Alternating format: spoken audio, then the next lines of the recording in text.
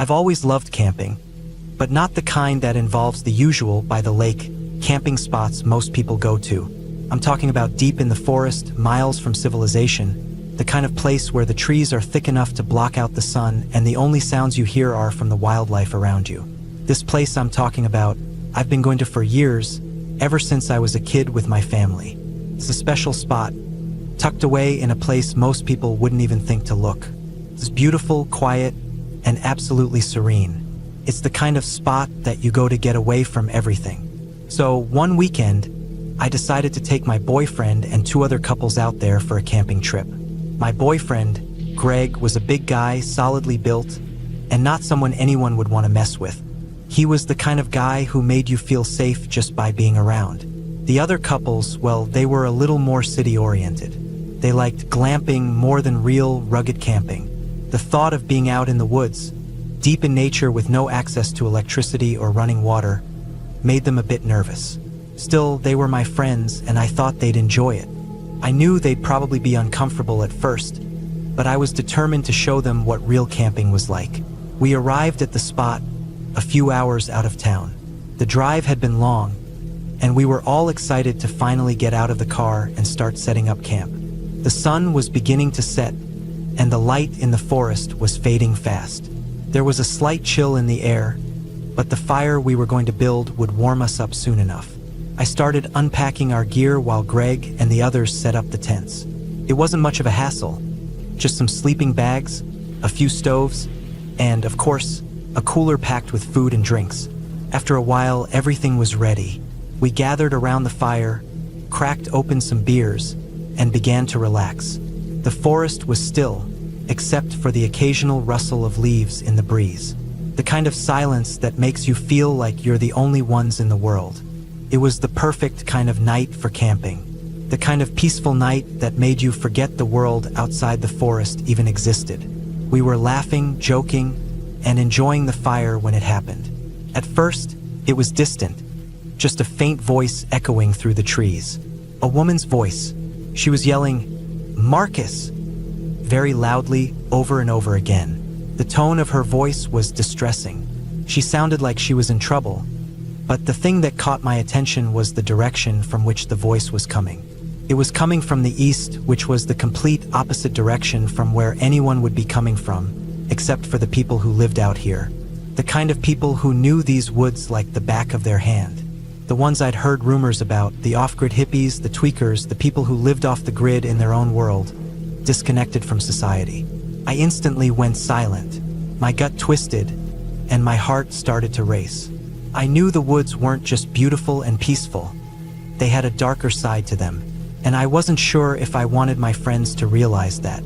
Not yet. The last thing I needed was to draw attention to our little group. But of course, one of my friends, Mark, didn't get it. He was the type to think everything was a joke, always trying to lighten the mood, especially in uncomfortable situations. He yelled back, thinking the woman had yelled Marco instead of Marcus. It was supposed to be funny, but I could feel my stomach drop. The woman heard him.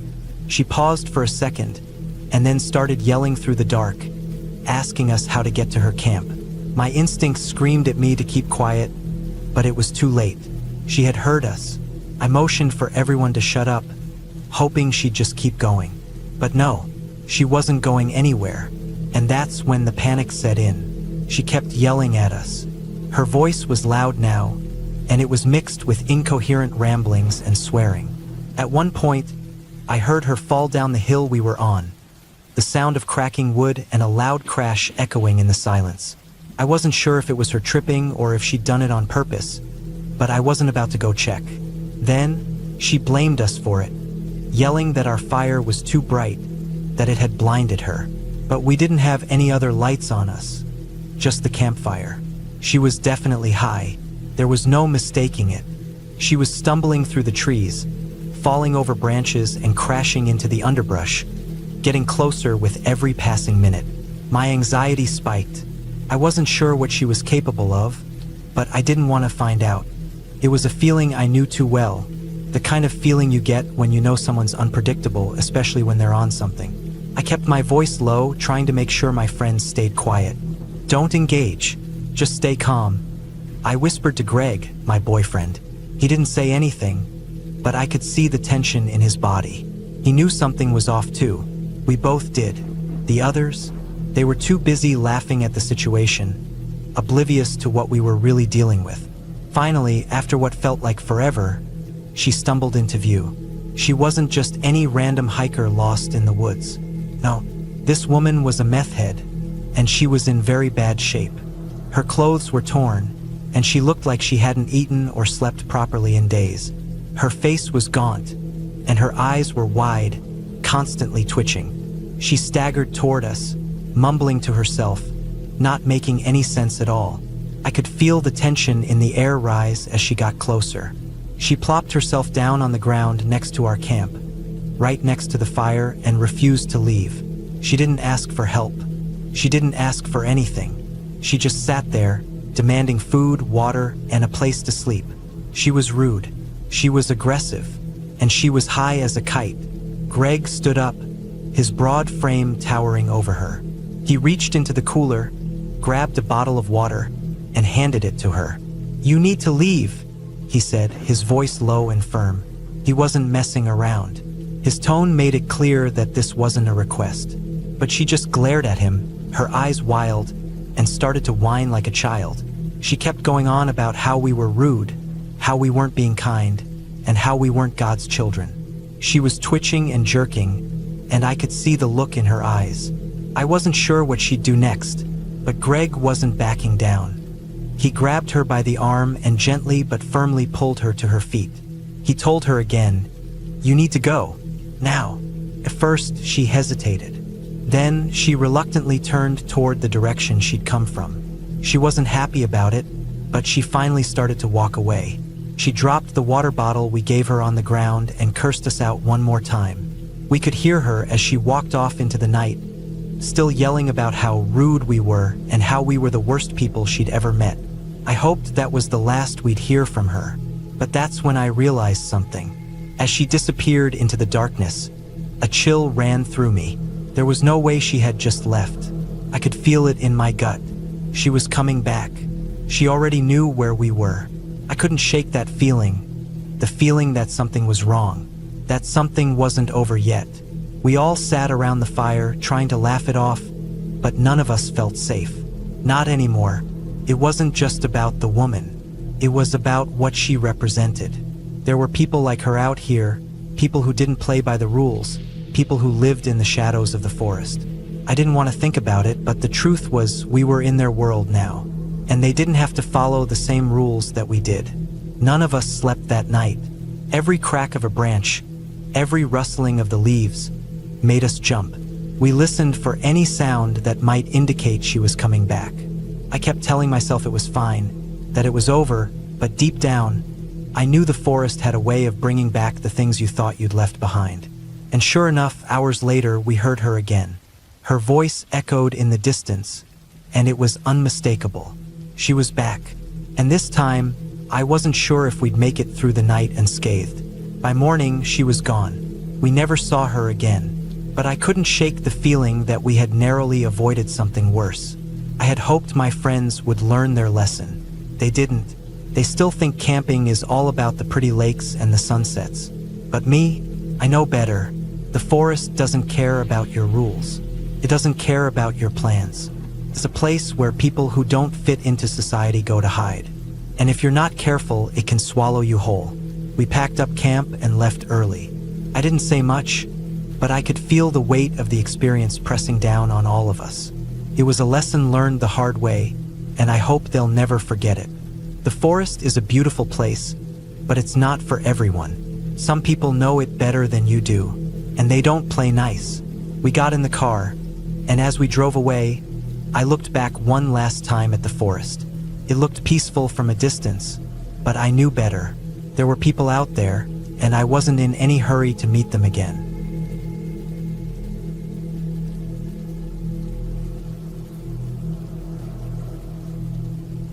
It was the late 80s, and I was in my early 20s living in Central Florida. I was working for the Park Service at the time alongside two good friends. One of us, myself included, had done plenty of camping before, but for the other, This was her first real trip out into the woods. I'd grown up camping on every vacation with my family, traveling all over the state, so the outdoors were as familiar to me as my own backyard. We all decided to camp in a quieter, more isolated youth area within one of the parks. It was a spot usually reserved for organized groups, but since it was empty that weekend, we had the place entirely to ourselves. The weather was typical for Central Florida, hot and humid during the day with a pleasant coolness that crept in as the sun dipped behind the treeline.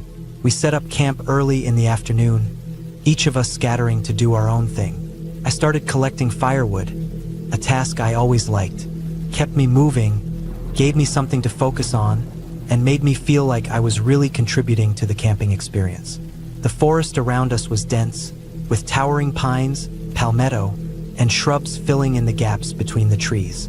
It was easy to get lost in the rhythmic sound of my footsteps crunching on dry leaves. But there was something about this place. I couldn't quite put my finger on it, but the air felt thick in a way I couldn't describe. I would glance around every now and then, sensing movement, a slight shift in the shadows, but whenever I looked, nothing was there. The woods were silent except for the occasional rustle of leaves stirred by a passing breeze or the distant call of a bird. Despite that, every few minutes the sensation of being watched would crawl up my spine. It wasn't overwhelming or immediate, but it was persistent. I would look around, scan the area, and then shake it off. I thought maybe I was just being paranoid. After all, I'd been in the woods countless times. I knew the sounds, the way the forest felt, and the wildlife that lived there. But this was different. I kept working, making piles of dry sticks and logs to bring back to the fire pit. As the sun dipped lower in the sky, I could see the last rays of light slanting through the trees, casting long shadows across the campsite. The air began to cool, and the quiet made it feel as if the whole forest was holding its breath. I wasn't sure what time it was, but I was about to head back when I saw a truck approaching. It was one of the rangers, a man who lived about a quarter-mile down the road. He had a truckload of firewood and a six-pack of beer with him. The ranger was a big guy, a little rough around the edges, but friendly enough. He pulled up, got out, and immediately started unloading the firewood. He tossed us a few beers, and we all sat around the fire, laughing and talking about work. We were used to spending time together on weekends, mostly at different campsites around the state, taking the opportunity to relax and get away from the day-to-day grind. As night fully settled in, we sat there under the stars, the fire crackling and popping. We could hear what was probably a group of teenagers horsing around on one of the nearby trails, a couple of miles away. The ranger, knowing the trails were closed after dark, started up his truck again and told us he was going to go tell them to head back to their campsite. He drove off, leaving my other friend and me sitting around the fire, quietly talking. The night felt peaceful, but there was still that strange tension in the air, a feeling I couldn't shake. The forest was still, too still, like something was waiting for the right moment to make its move. It was then, as we sat there in the dark, that I felt it. A cold chill washed over me, starting at the back of my neck and creeping down my spine. My heart began to race, and I couldn't explain why. The night had been calm, and there was no reason for this sudden rush of fear, but it felt as if something was wrong, something out of place. I didn't say anything right away. I glanced over at my friend, watching her for a moment, and she glanced back at me. Her face was pale and her eyes wide. "Do you feel that?" she asked, her voice barely a whisper. "Yeah," I said, but I didn't want to admit just how deeply unsettled I was. I tried to shrug it off to calm myself, but it wasn't working. Every nerve in my body screamed that something wasn't right, and it only got worse the longer I tried to ignore it. I could see her now, her eyes darting to the surrounding trees, her body tense. She was scared too, I could tell. "Maybe we should go to the car," I said, though I didn't know why I felt so strongly about it. Something in the air made me feel like we were in immediate danger. Not from anything specific, but from something we couldn't see or hear, something that was there but also invisible. I didn't want to appear scared, so I stood up, trying to walk normally, but my legs were shaky beneath me. My friend followed me, her footsteps quiet behind me. We didn't speak, but I could feel her presence, tense and alert. We walked towards the car slowly, trying to appear calm. But halfway there, I couldn't take it anymore. The tension in the air was too much. My body was on high alert, and my heart pounded in my chest. I glanced at my friend, and she looked at me, her eyes wide with fear.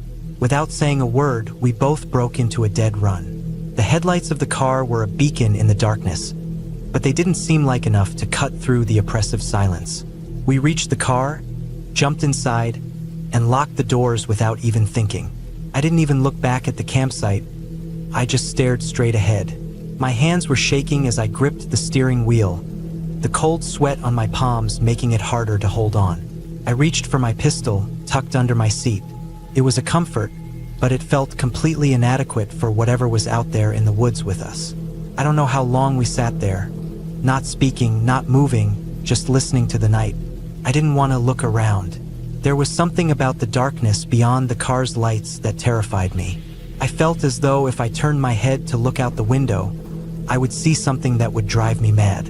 It was as if the very air around us was charged with a kind of malevolent energy.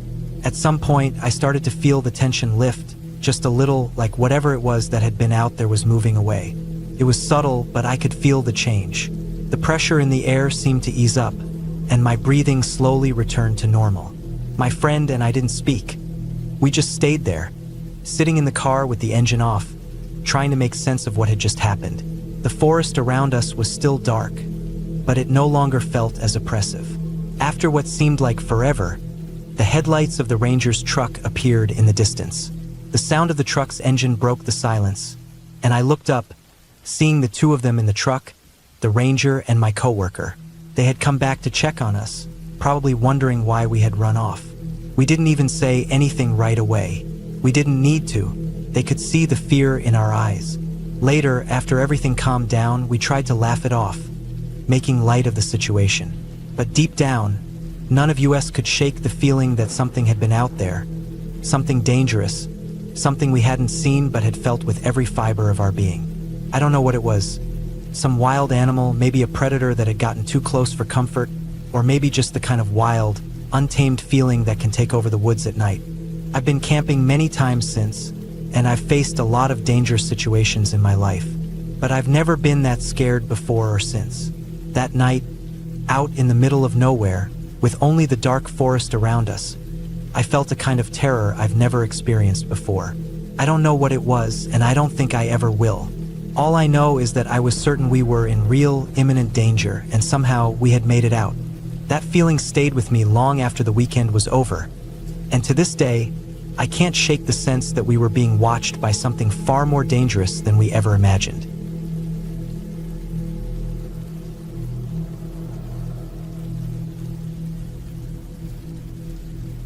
I had some time off and wanted to get away from everything. The kind of trip where you don't see another person for days. I picked a spot in north-central Pennsylvania that looked promising. There were barely any markings on the map, just Forest Service land and some old trails. The kind of place you could disappear into without anyone noticing. That was exactly what I was looking for.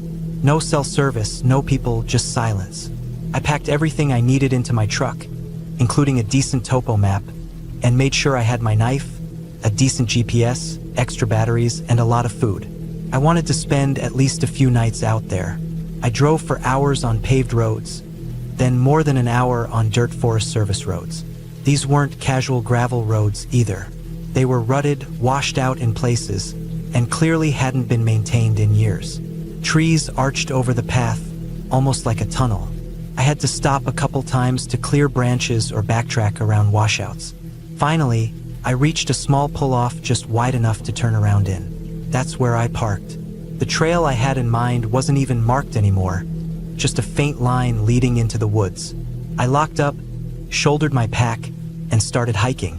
The trail was barely recognizable. If I hadn't known to look for the contour of the old path, I would have missed it entirely. It was overgrown with thick ferns and saplings, and spiderwebs caught across the trail every couple feet.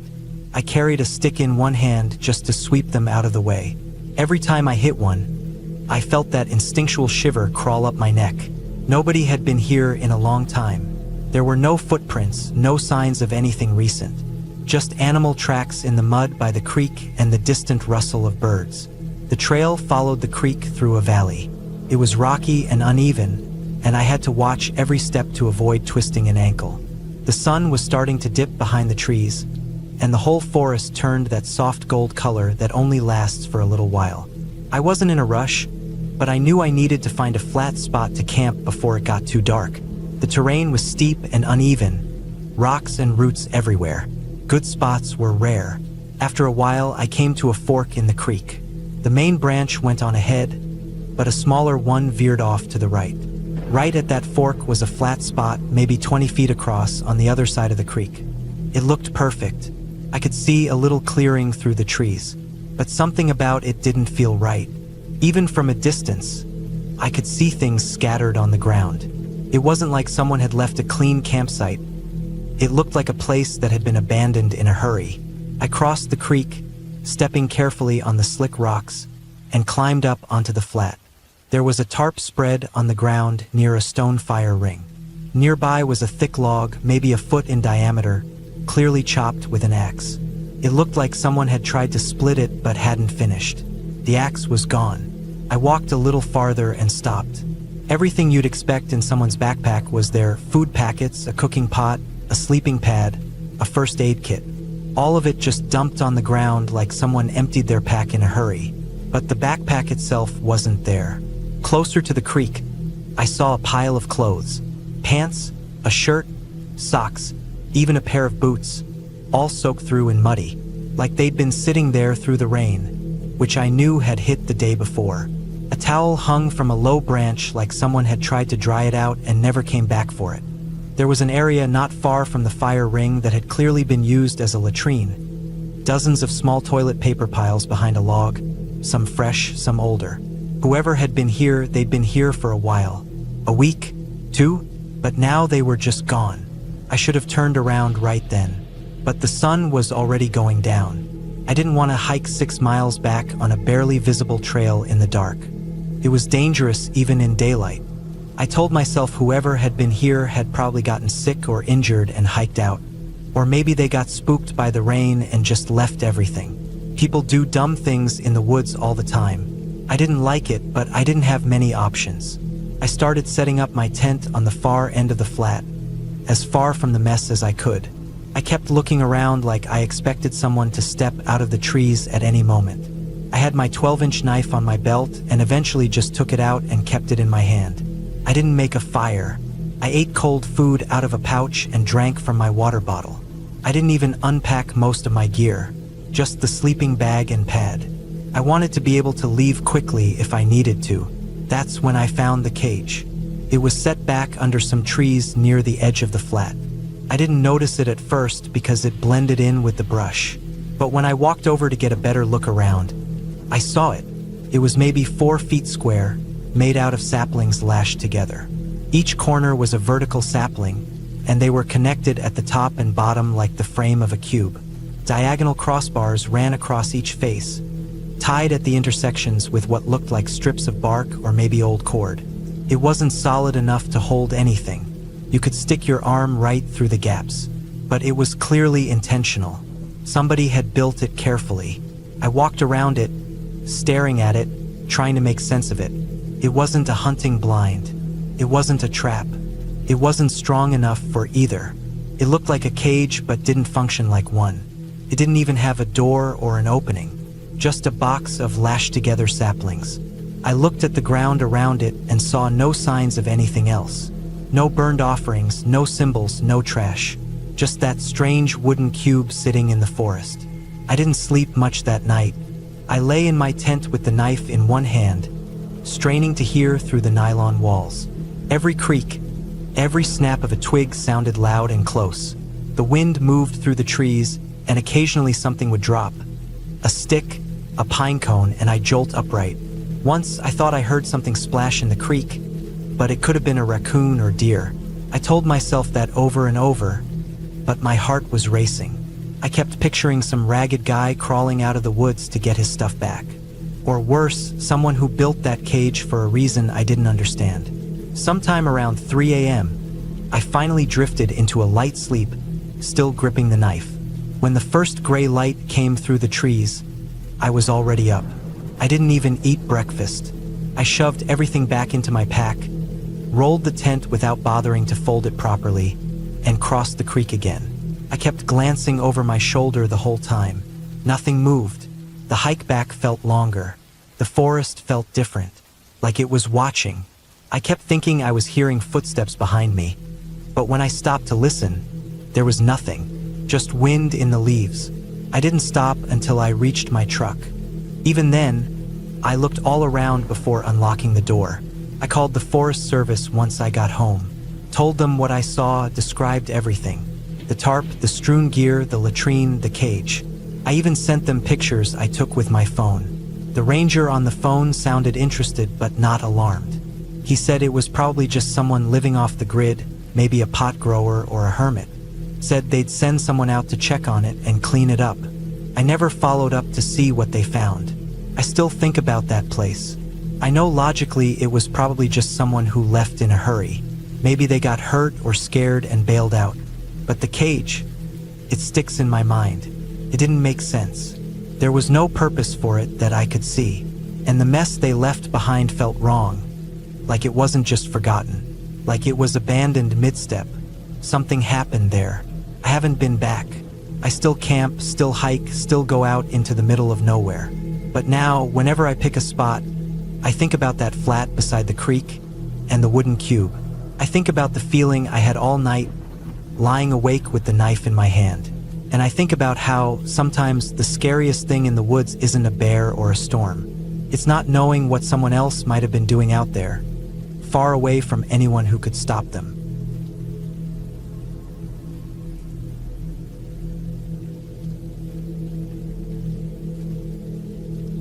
It was sometime in the fall, the kind of cold where your breath starts fogging up even when you're doing nothing but sitting still.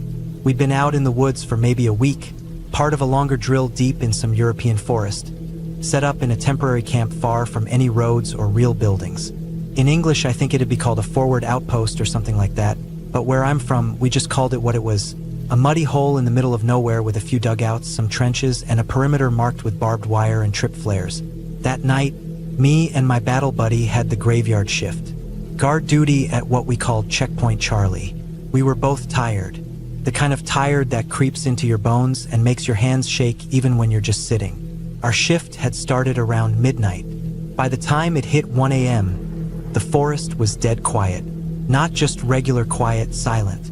No wind, no branches swaying, not even the usual rustling sounds from small animals. Just that deep, heavy silence you get in thick woods when the cold locks everything in place.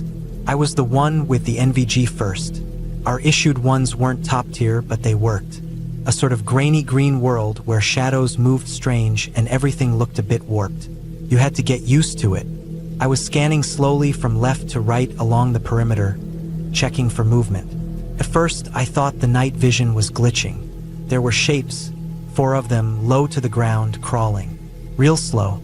At first I thought it might be an animal, maybe boars or something, but it wasn't that.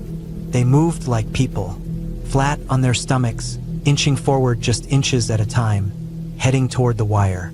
I watched them for a few seconds, not really believing what I was seeing. For figures, human-shaped, definitely crawling. They were spaced out, maybe 5 or 10 meters apart from each other.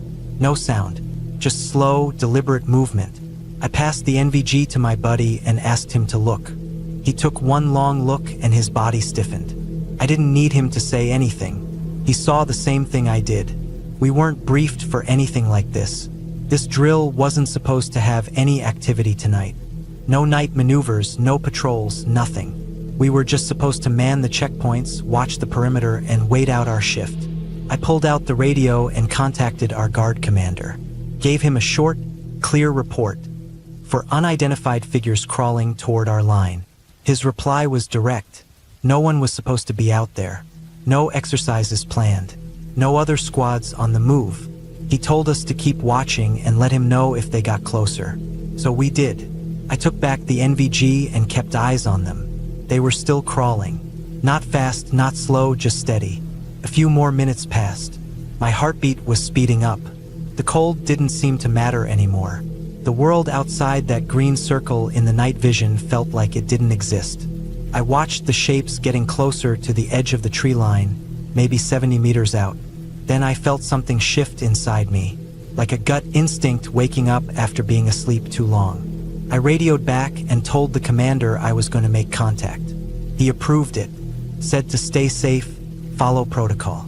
I handed the NVG back to my buddy, loaded a round into my rifle, and climbed out of the trench. I stayed low and moved to the edge of the camp, right where the trees opened up into a narrow clearing. The night was pitch black. Without the goggles, I couldn't see anything beyond a few feet, but I knew where they were. I stopped just outside the wire, rifle raised, and called out a warning, loud, sharp, just like we'd been trained. I told them to stop, raise their hands, and identify themselves. My voice echoed strangely in the forest, bouncing off trees and dying somewhere in the distance. No reply, nothing moved. My buddy, still in the trench with the NVG, confirmed they were still there, still crawling. I repeated the warning. Still no reaction, no sound, no movement, just that same slow crawl. At this point, I wasn't thinking about it being a drill anymore. Something felt wrong. I couldn't put my finger on it, just wrong. Then I heard footsteps behind me, fast, heavy. Our guard commander was running down the trench line. He had his sidearm out and his own NVG on. He came up right next to me, looked out into the darkness through his goggles, and cursed under his breath. He saw them too. Without saying anything, he stepped past me and headed straight out toward the clearing. His boots crunched on frozen leaves. I kept my rifle up, eyes scanning the dark. He walked maybe 15 meters out, raised his voice, and yelled out another warning. Then he dropped into a half crouch and started running full speed toward the figures. I kept watching, waiting for him to reach them, but he didn't. He slowed down, stopped suddenly, then turned around with this look on his face I'll never forget. Confused, angry, scared. He looked straight at me, then back into the woods. There was nothing there. The shapes were gone. All four, just gone. I ran out to meet him, asked what he saw. He just shook his head, breathing hard. The ground was cold and undisturbed. No broken branches, no footprints, no drag marks. Just the quiet forest. My buddy back at the trench kept saying over the radio that they were just there. 1 second they were crawling forward, the next they were gone. Vanished. No movement, no scattering, no sudden sprint. Just not there anymore. We searched for maybe 30 minutes. Commander ordered a full sweep of the area. A couple other guys joined us, some half asleep, others shivering in the cold. We fanned out, kept our rifles up, moved in slow circles, checking everything. We didn't find anything. No signs of anyone. No gear, no clothing. Not even the usual crushed grass or disturbed soil you'd expect from someone crawling. It was like the forest just swallowed them whole. After the sweep, we regrouped and the commander told us to stay sharp and keep our mouths shut. We didn't report it up the chain. It would have been written off as a mistake. Maybe they would have accused us of seeing things, or maybe they'd think it was part of an exercise we weren't told about. Either way, we didn't push it. The rest of the night was long. I didn't sleep when we finally got off our shift. Just laid in my sleeping bag, staring at the dark canvas of the tent roof above me, listening to the faint rustle of the wind starting back up. In the morning, I went back out to where the shapes had been. In the daylight, it all looked so normal. Just trees, leaves, some frozen patches of dirt. But I still remembered how they moved, how they looked. Not in a way that I could describe clearly, but enough to know they were real. They weren't shadows or tricks of the light. They weren't animals. They weren't hallucinations. They moved like people, but they weren't people. I spent the rest of that deployment trying not to think about it. Tried to tell myself it was a mistake. Maybe some other squad that got lost or decided to test us. Maybe some locals messing around. But none of that made sense. Not how they moved, not how they vanished, not how absolutely silent they were. Nothing fit. Even now, years later, I still don't have an answer. Every once in a while, I'll be walking at night or sitting somewhere dark and I'll remember that feeling. That gut-deep knowledge that something was crawling toward us. Something with a purpose. Something that shouldn't have been there. I don't believe in ghosts or any of that. But I do believe in things that don't make sense. In people doing things they shouldn't. In things happening that leave no trace. That night was one of them. No matter how long I live, I know I'll never explain it. And I think that's what bothers me the most. Not that it happened, but that I'll never know who or what it was or what they were trying to do. That silence, that stillness, it stays with you.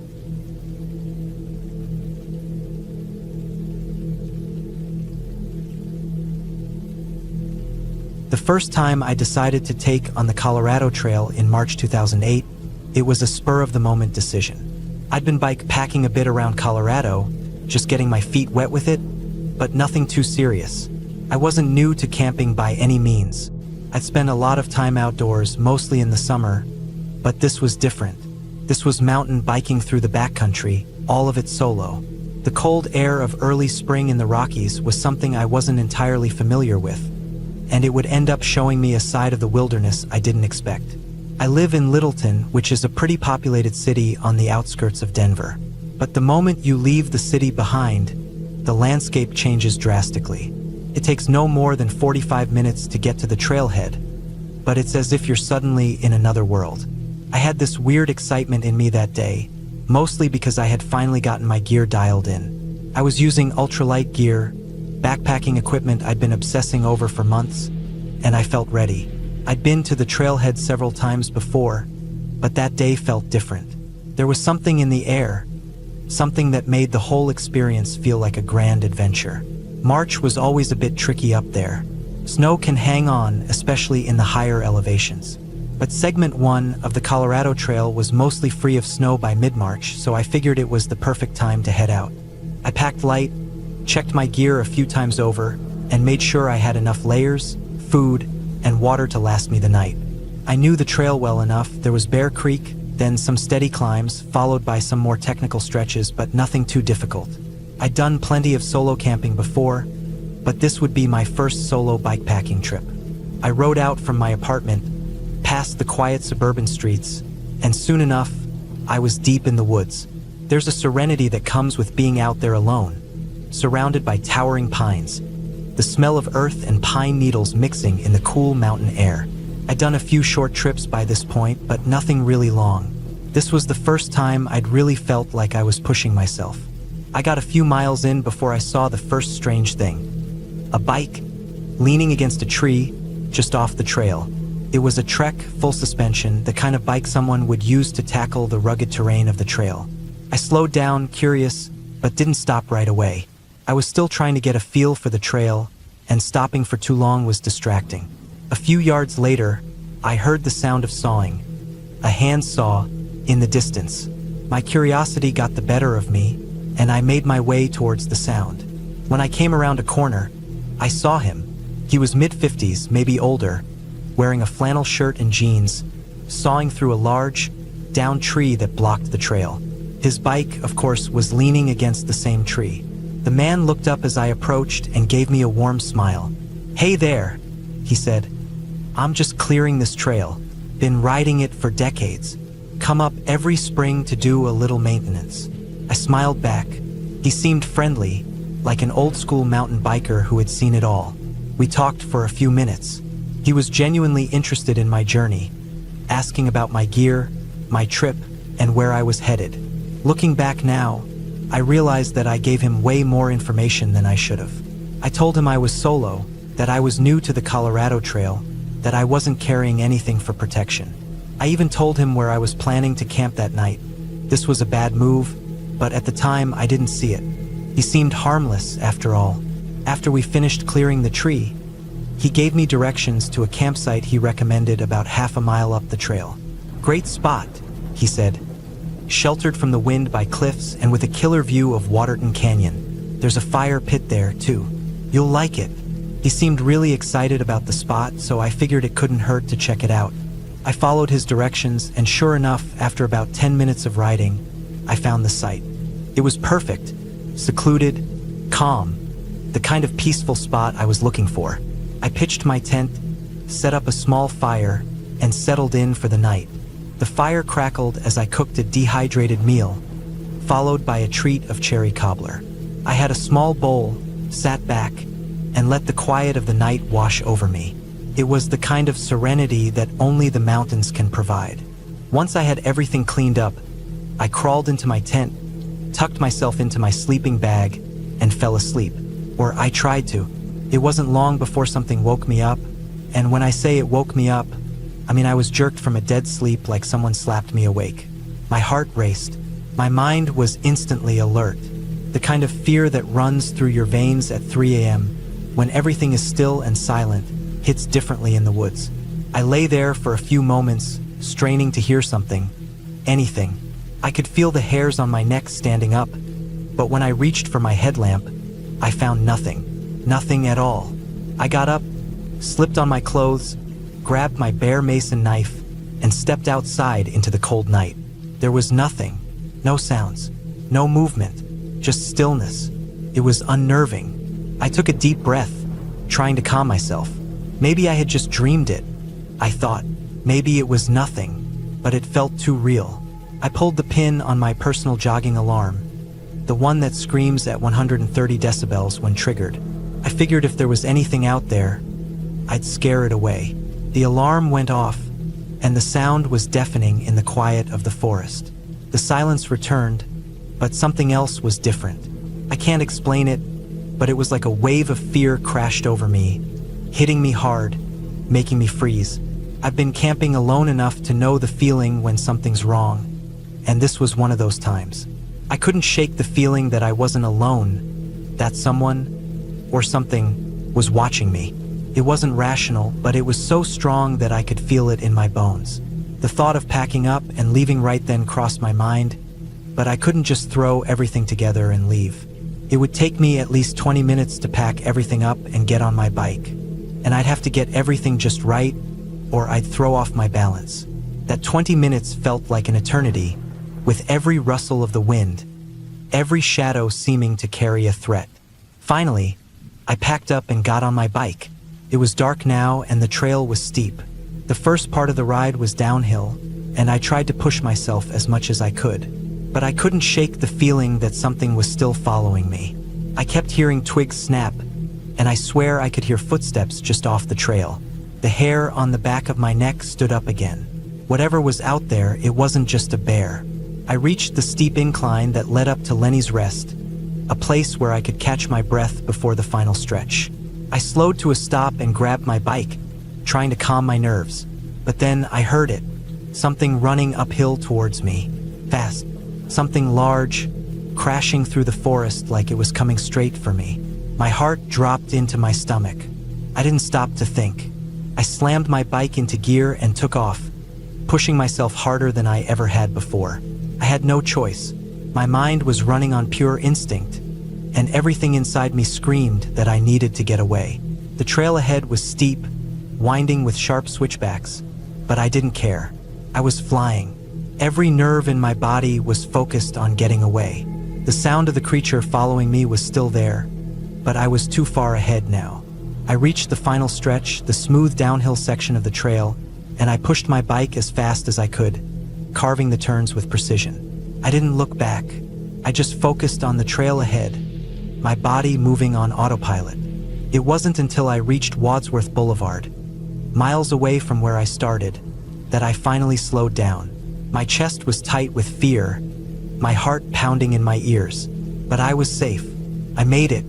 I'd outrun whatever it was that had been stalking me through the night. That was the last time I camped alone in that section of the Colorado Trail.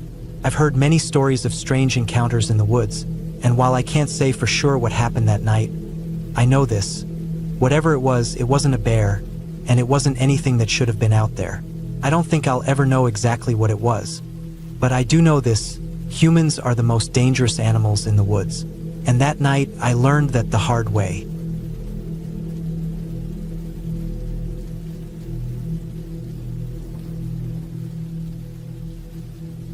We had been in the Santa Barbara backcountry for 3 days, camping in a secluded spot far off the trail.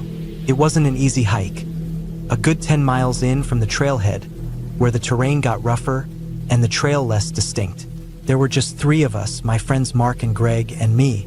We'd all been camping together before, but this was the first time we'd ventured so deep into the mountains.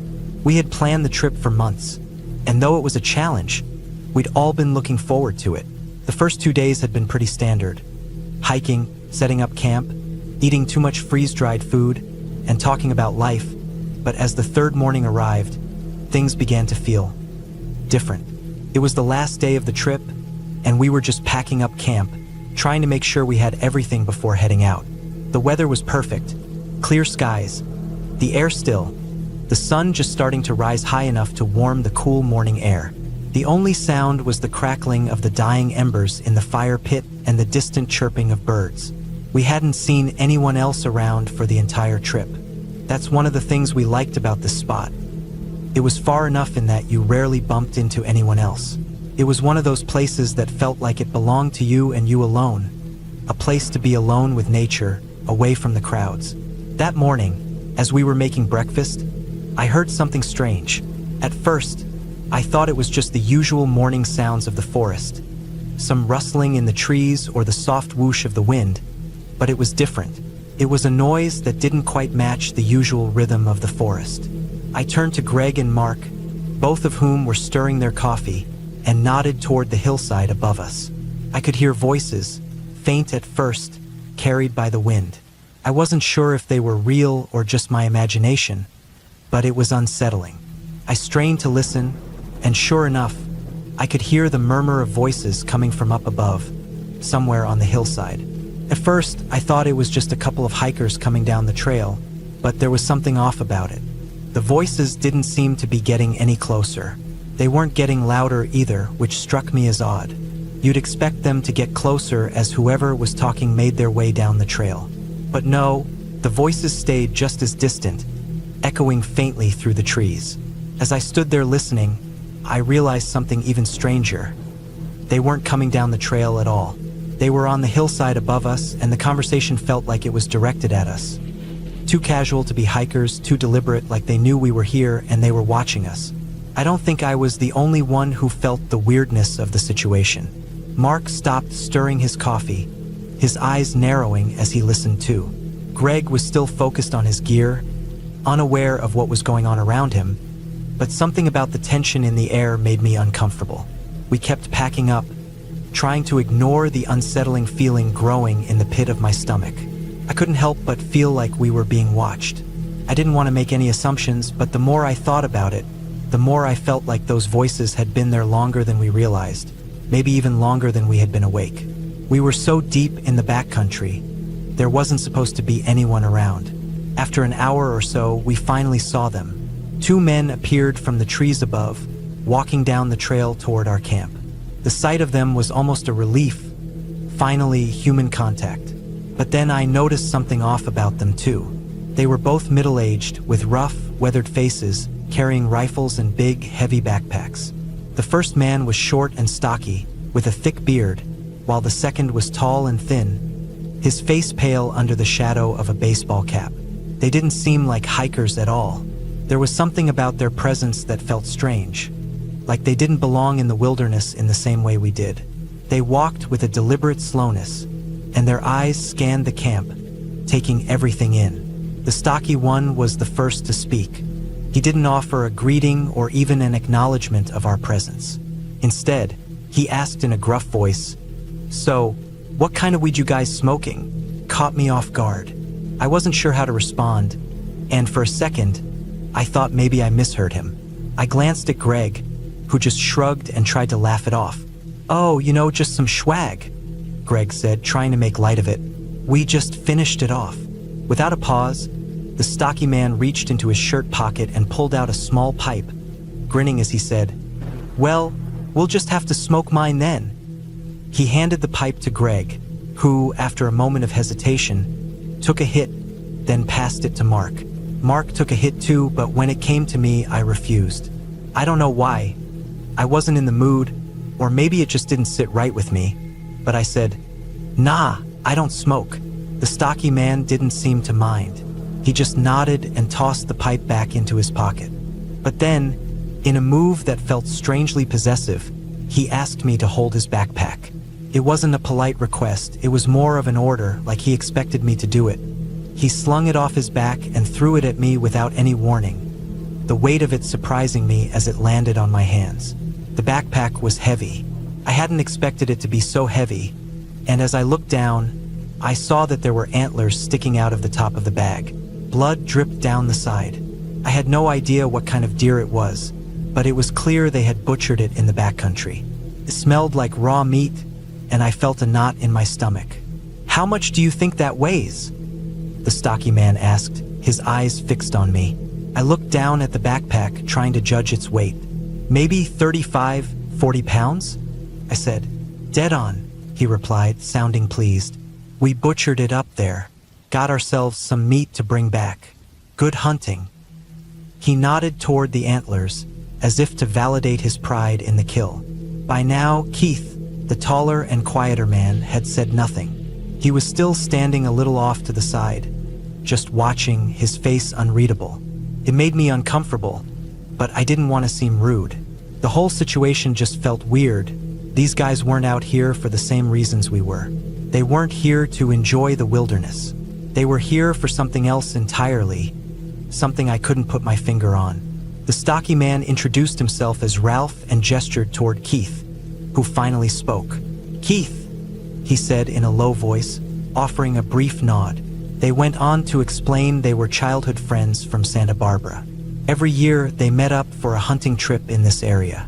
Keith was married to a district attorney in Santa Barbara, while Ralph lived up near Yosemite, inspecting power lines through the mountains.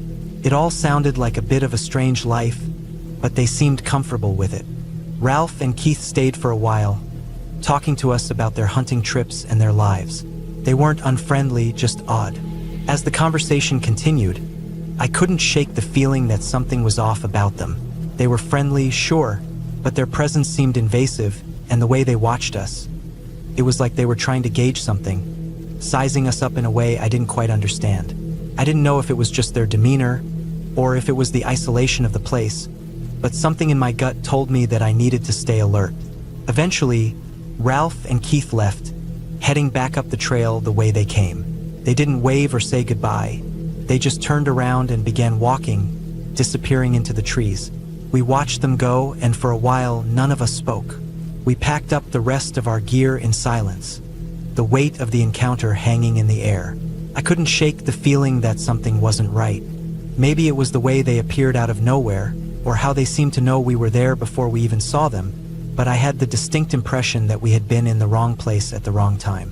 We finished packing up, and as we started the long hike back to the trailhead, I couldn't help but glance over my shoulder a few times, half expecting to see Ralph and Keith following us, or maybe just watching from the trees. But there was nothing, just the rustling of leaves in the breeze and the soft crunch of our boots on the trail. As we made our way back to the car, I couldn't shake the feeling that we had narrowly avoided something much worse. We didn't talk about it much, but as we neared the trailhead, I could see the tension in Mark and Greg's faces. We'd all felt it, the weirdness, the strange encounter, and it wasn't something that was easy to brush off. We made it back to the car without any further incident. I didn't feel particularly relieved, but I was glad to be leaving the backcountry behind. I still don't know what those men were up to, but in the end, I think I made the right call by refusing their offer to smoke. Some people you just don't trust, no matter how friendly they seem at first. I've been back to that part of the mountains a few times since then, but I always keep my distance from the areas where we met Ralph and Keith. I don't know if they meant us harm, but I didn't stick around to find out. Something in my gut tells me that we were lucky to get out of there unscathed. And maybe that's the scariest thing of all, that sometimes you don't know just how close you are to something much worse.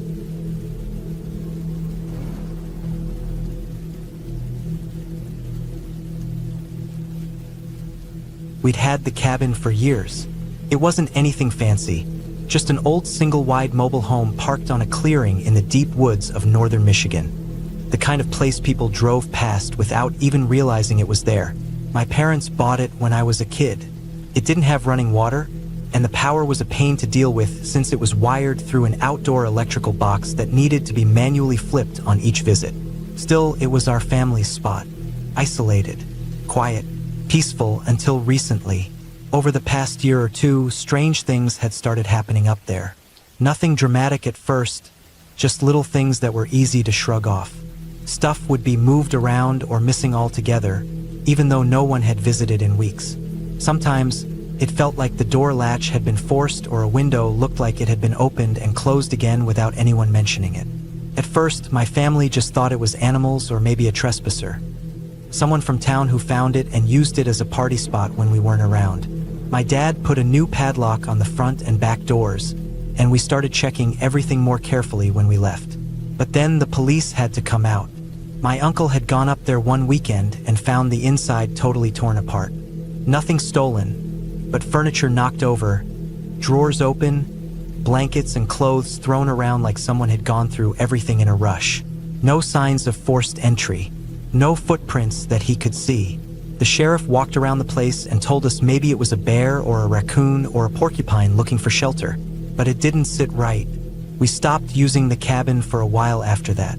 Still, I hadn't been back since all that happened, and I wanted to prove to myself it was nothing. Just someone messing around, maybe kids or drunks or whatever.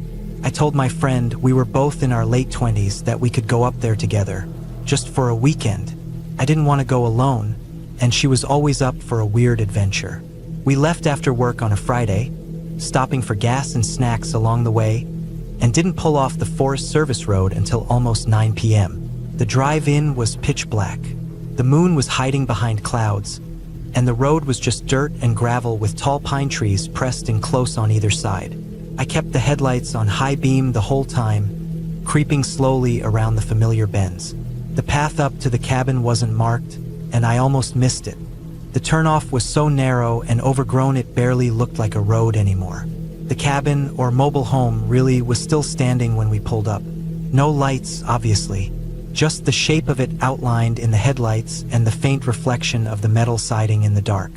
The porch light had long since stopped working, and the door looked the same as always, paint peeling, lock a little rusty. I parked the car right up close, so the headlights would give us some visibility as we unloaded. The air was freezing. It was mid-autumn, the kind of cold that seeps into your sleeves and makes your fingers go numb fast. We moved quickly, grabbing our backpacks, a bag of food, and a flashlight. The plan was simple. Unlock the electrical box on the back side of the cabin, flip the power on, and get the inside warmed up with the little space heater. I had done it a dozen times before. Should have been easy, but the padlock on the electrical box was frozen solid. I tried breathing on it, then jiggling it, then hitting it with the side of the flashlight. My fingers were stinging with cold, and the lock wouldn't budge.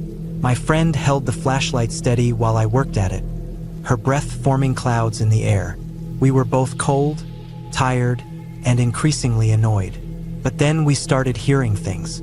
At first, it was subtle, a shuffle, like footsteps on leaves, then a faint snap, like a branch breaking. Every time I stopped moving and held still, it went quiet. When I started jiggling the lock again, it came back.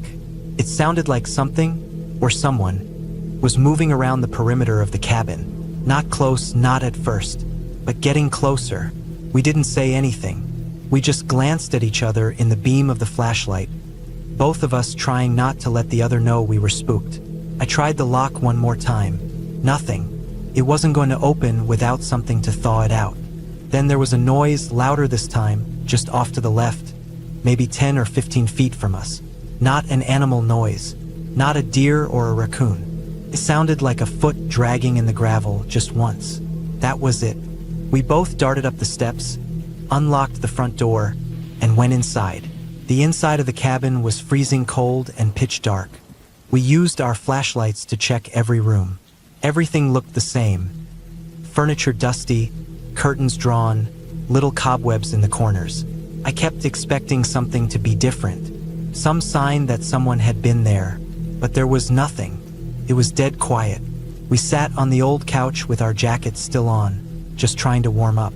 I told her we'd get a motel in town and come back after the sun came up to deal with the lock and the power. We weren't going to sleep in a freezing, powerless trailer in the middle of nowhere, especially not with someone or something lurking around outside.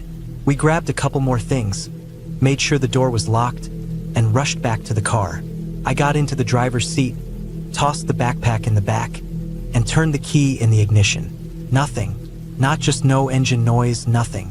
No dash lights, no sounds, no clicks. I tried again. Still nothing. The dome light didn't even come on when I opened the door. I hit the lock button out of instinct. Nothing happened. The doors didn't lock. The car was completely dead. My stomach dropped. I looked at her, and she looked at me, and we both knew something wasn't right. This wasn't a random dead battery. This was something else. The car had been totally fine just minutes ago. We had driven it all the way there. There was no warning, no flickering lights, no sputtering. And now it was a brick. We got out and went back to the cabin. Fast. I locked the door behind us and double-checked every window. The whole place felt different now. The cold wasn't just cold, it felt threatening. Like we weren't alone. We were miles from town, in a dead car, in a powerless trailer with no way to call for help. Our phones showed no service, not even one bar. We tried to stay calm. We talked in low voices, sitting close together on the couch, bundled in our sleeping bags, trying to think through our options. We just waited out, we decided. First light, we'd pack what we could carry and walk toward the main road until we got signal or found help. We had enough snacks, a few bottles of water, and layers of clothes. It would be fine. It had to be, but it didn't feel fine. We heard the first knock maybe an hour later. 2 sharp, deliberate knocks on the back door. Not the wind, not an animal. It was the sound of someone using their knuckles and hitting the metal door twice. We froze. Neither of us moved. We just sat there in total silence, our heads turned toward the back of the trailer. Nothing followed. No more knocks, no footsteps, no voices, just silence again. But the worst part was knowing someone was out there, that they had waited until we were quiet to do it, that they wanted us to know they were there. Time passed. I don't know how long. We whispered a few things back and forth, mostly plans. Stay quiet. Don't make noise. Keep the flashlight ready. Then something hit the window on the side of the trailer. One loud smack, like a palm or fist slapping the glass. We didn't move. The sound echoed in my ears.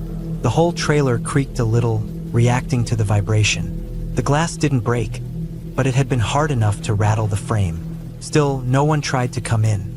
No voices, no more knocks, just quiet again. We stayed huddled on the couch, not moving, barely breathing. Kept happening. Every 20 minutes or so, just when we started thinking maybe it was over, there would be another knock. A different window each time.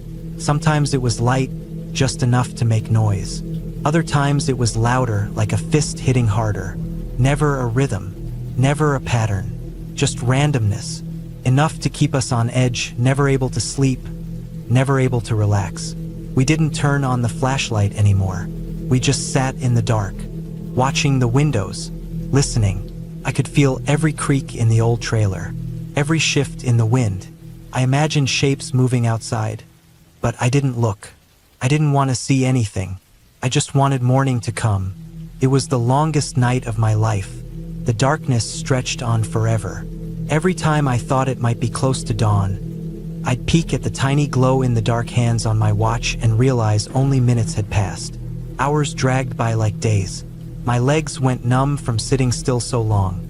My ears rang from the constant tension. My mind raced with possibilities, who it was, what they wanted, why they hadn't just broken in. Eventually, the sky started to lighten. The deep black of the forest turned to a dull gray blue.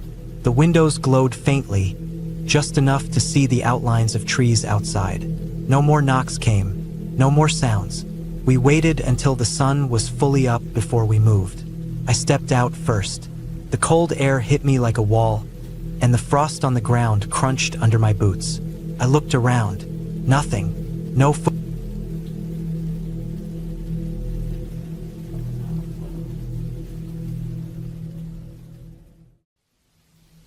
I needed a break from everything.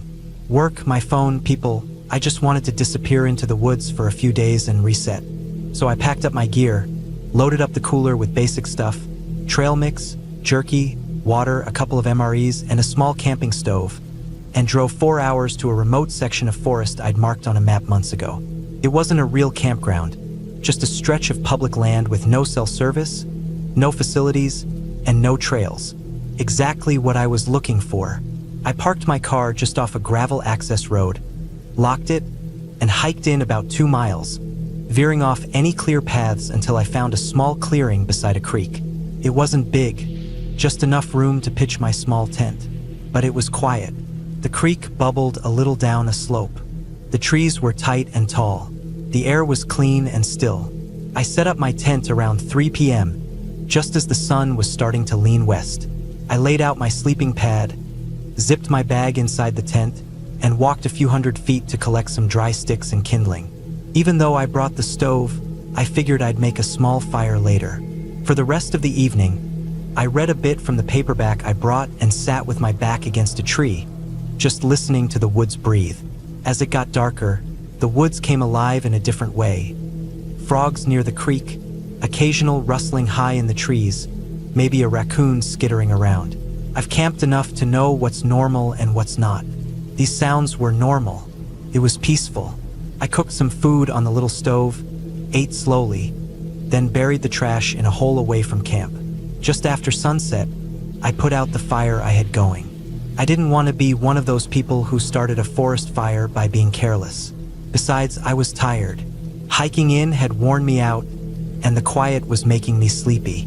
I got into my tent, zipped it up, and settled in with the sounds of crickets and creek water lulling me to sleep.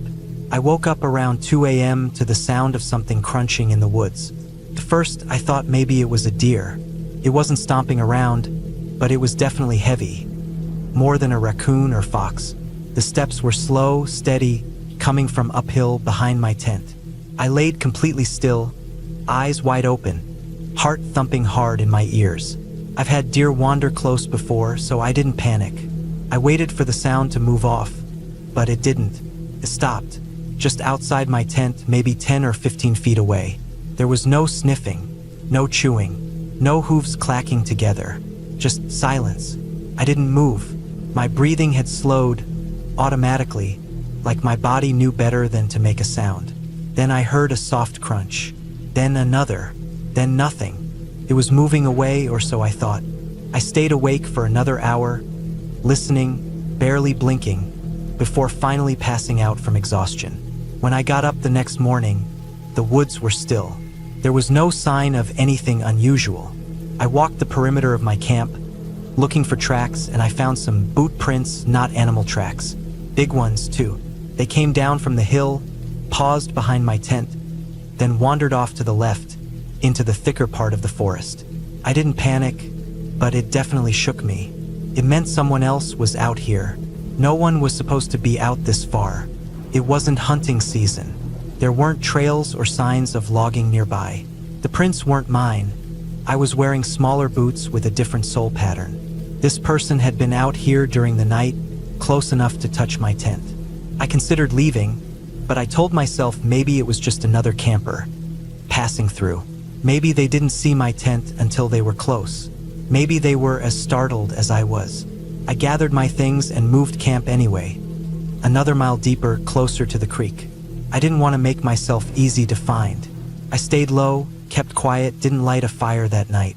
That evening, I ate cold food, kept my tent zipped up, and sat inside reading until the sun went down.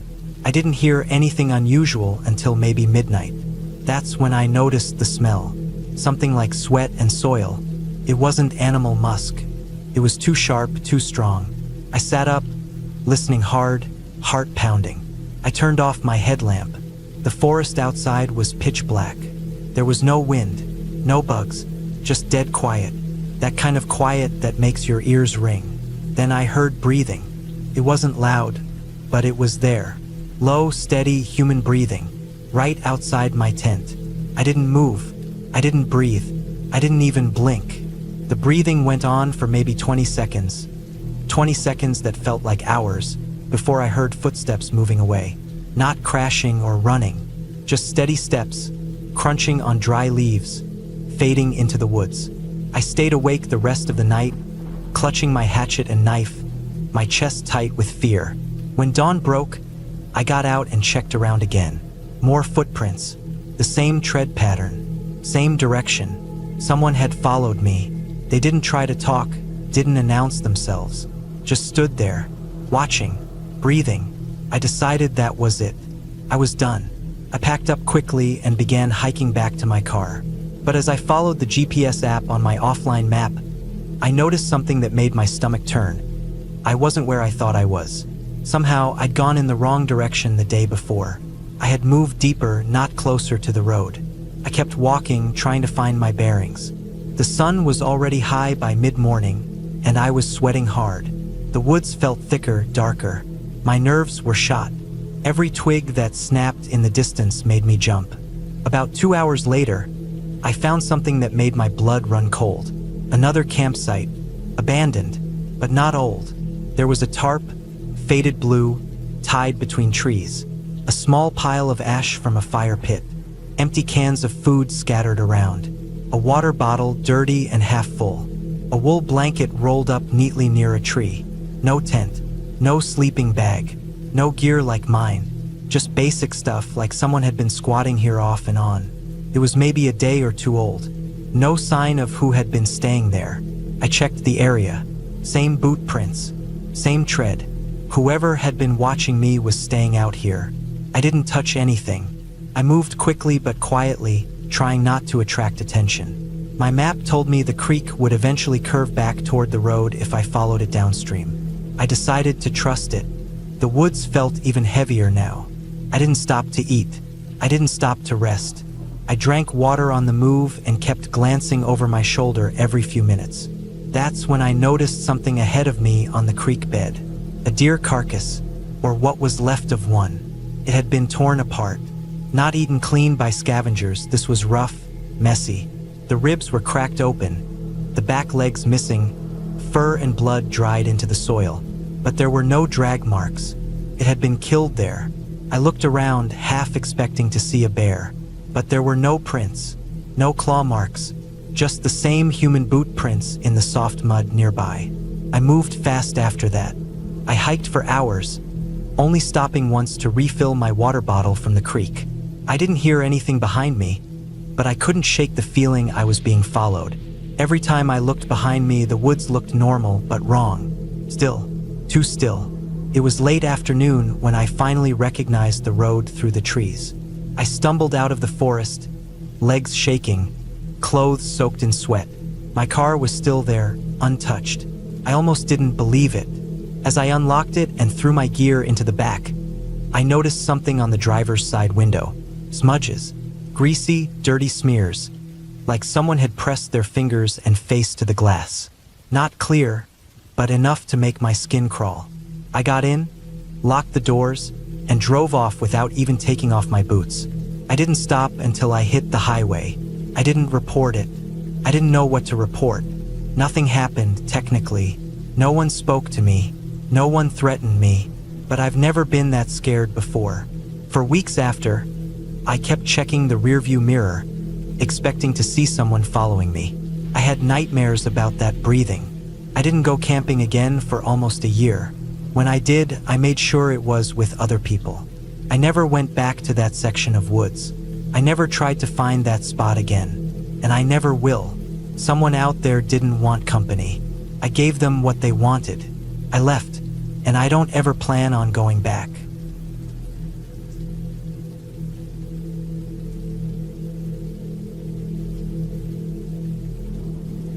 I was camping in a valley by myself, far out where there was no cell service. It was one of those places you stumble across by accident.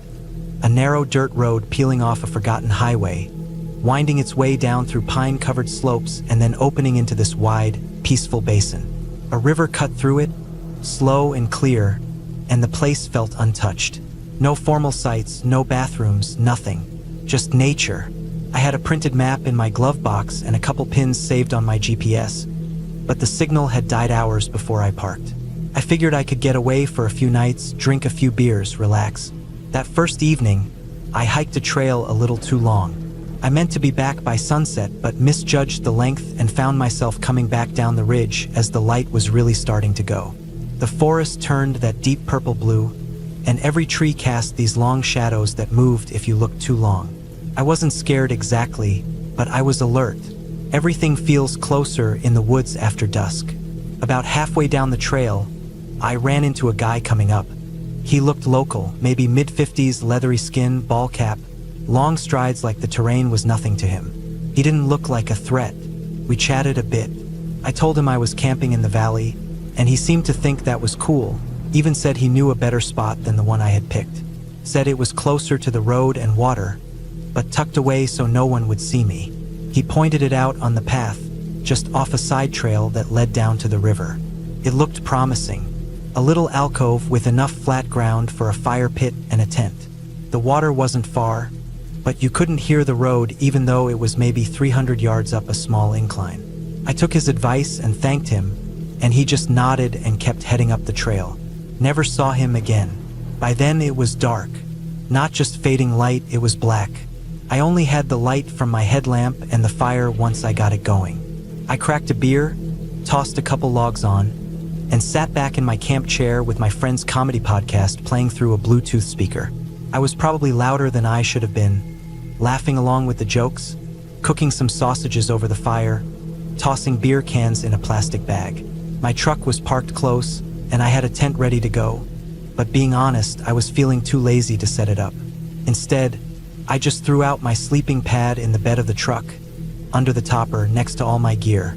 It felt safer somehow, like the hard shell and high clearance gave me an extra layer against whatever might be out there. I woke up early the next morning, just after dawn. It was cold, and the valley still had that heavy mist clinging to the grass. I stretched, climbed out of the truck, and got the fire going again with what was left in my kindling pile. My hands shook a little from the chill, so I cracked another beer, half as breakfast, half as motivation. I pulled out the skillet and started prepping some eggs and bacon. The sound of the river was nice, gentle, and steady. Birds were waking up. It was one of those mornings where the stillness feels earned. That's when I noticed him.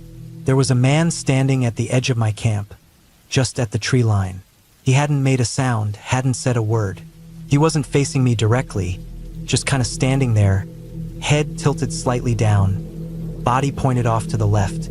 At first, I thought maybe it was another camper or maybe even the local guy from the night before, but something felt off immediately.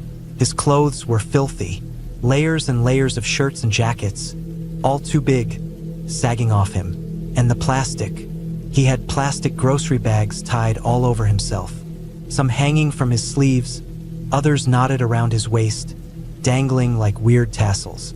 His beard was long, gray and brown, unkempt, almost matted in places. His eyes never met mine. He just stood there. I tried to act normal, said something about how nice the morning was, thinking maybe he was just a little off or maybe deaf. No reaction. I gestured to the fire, said he could have some breakfast if he wanted. Nothing. He didn't step closer, but he didn't move away either. He just sort of slowly paced along the perimeter of my sight, never crossing an invisible line that separated me from him. I watched him carefully. He wasn't talking to himself or anything, but the way he moved made my skin crawl. He'd shuffle a few steps, stop, turn his back to me, then shift again. His head would twitch slightly, like he was listening hard but didn't want me to know. I offered him a beer, figuring maybe that would help break whatever weird spell was happening. He didn't even glance at it, just turned a little and walked to another edge of the camp, still not looking at me. By now, the eggs were burning and my beer tasted sour. Something was wrong, deep wrong. It hit me that I had no cell service, no way to call anyone. No one even knew exactly where I was. If I hadn't run into that local, I wouldn't even be in this exact spot. I slowly reached down and made sure my bear spray was in the side pocket of my camp chair. My buck knife was already clipped on my belt, but I unfastened the snap to free it. My heart was thudding so loud I was sure he could hear it. He was just standing there again, back turned to me, a few yards from where I'd parked my truck. I waited. I thought maybe he'd leave, just wander off, but he didn't, and I knew that as long as he stood there, that whole valley had changed. It wasn't peaceful anymore, felt like a trap. I stood up, slowly but firmly, and told him, in the kind of voice you use when you're dead serious, that he needed to either acknowledge me or leave. Right then. No more pretending I wasn't there. No more silent circling. No more creeping. He didn't flinch, didn't turn, didn't do anything. So I took a few steps forward and pulled the bear spray out, keeping it low by my side but ready. I stepped on a twig and that finally got a reaction. His shoulder tensed. His body sagged a little like a balloon losing air. Then, without a word, he shuffled away. Not fast, but not slow either. Just turned and walked back into the woods the way he must have come. I stood there for a long time after he was gone, listening, watching, trying to see if he circled back. But there was nothing. Just the quiet of the woods, the soft lap of the river, the wind brushing through the pines like nothing had happened. I didn't waste any time. I doused the fire, packed my skillet and chair, threw all my gear into the truck without even organizing it. I slammed the topper shut and jumped in the cab, locking the doors before I even started the engine. I kept checking the rearview mirror the whole way out of that valley. Every bend in the dirt road made me tighten my grip on the wheel. Every tree felt like it was hiding something. I didn't breathe easy until I was back on pavement, with bars on my phone and signs of life around me. The whole drive home, I kept thinking about the night before, how loud I had been, how visible, the fire, the music, the laughter. I had made myself a beacon out there. If that man had been watching, if he had seen the fire from wherever he was sleeping, I had made myself the easiest target in miles. And I keep wondering, how long had he been there? Did he see me arrive? Was he close by all night while I slept in my truck, totally unaware? I think about how I almost pitched my tent, how I almost laid down with just a layer of nylon between me and the woods. But I didn't. I stayed in the truck out of laziness or maybe instinct, and that probably made all the difference. I haven't camped alone since then. I tell people it was because of work or that I'm just too busy, but really it's that image I can't shake. A man with a beard and 100 plastic bags, pacing the edge of my camp without a word, like he was trying to decide something I didn't want to find out. Some people go their whole lives without realizing how thin the line is between safety and danger. That morning, standing there with the fire crackling and a beer in my hand, I saw the line clearly, and I saw how fast it can shift. Next time I go camping, it won't be alone, and I won't be so easy to find.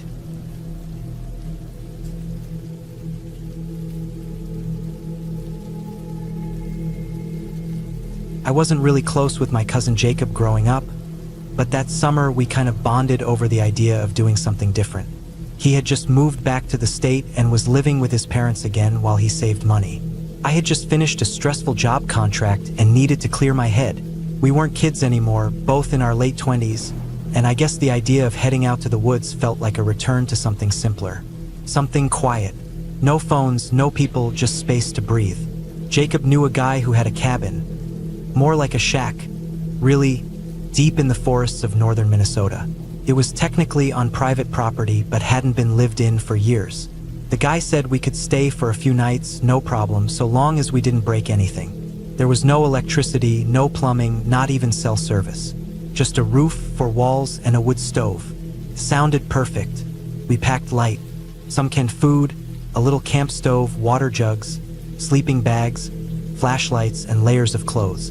It was early fall, the kind of season where the mornings sting with cold, but the days are warm if the sun is out.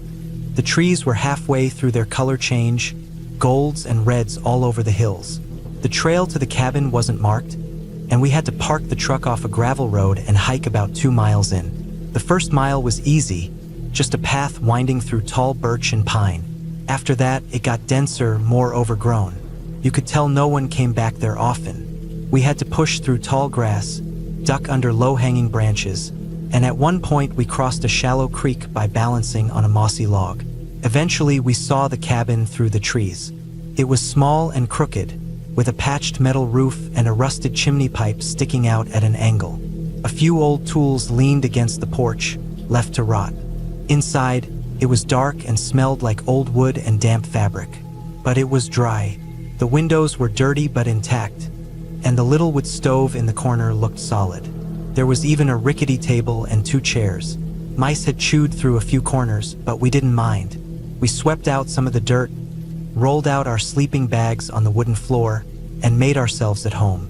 That first night was calm. We cooked beans and rice on the camp stove, played cards by headlamp, then turned in early.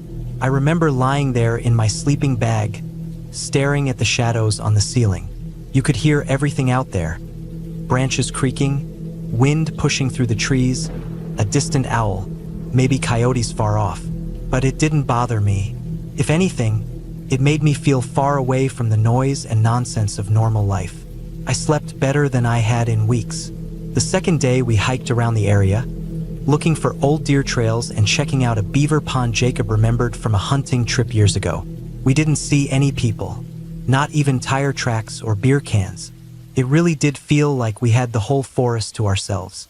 That night we built a small fire in the clearing behind the cabin, just enough for warmth.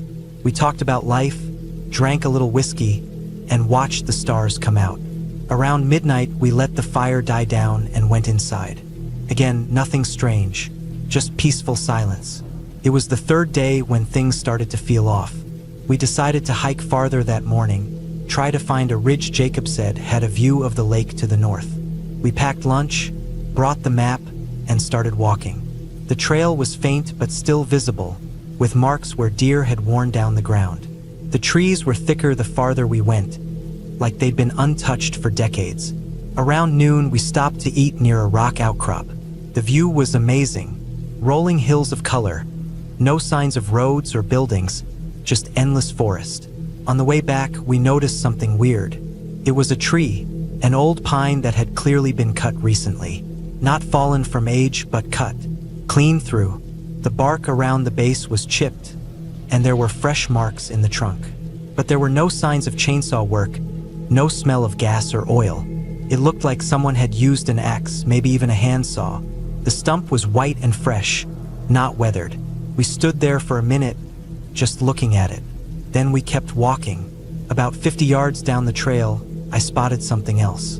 A pile of rocks. Not a natural pile, but stacked deliberately, like a marker or a cairn. It wasn't there before. I would have seen it. I remember thinking maybe we passed it and didn't notice, but it didn't feel right.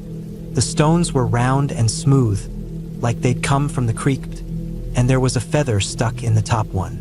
Not tied, just jammed into a crack. Jacob didn't say anything, but I could tell he saw it too. We just kept walking. By the time we got back to the cabin, the sun was starting to dip low. I lit the camp stove and started heating dinner while Jacob went out back to chop some more wood. It was quiet, but I kept glancing at the window.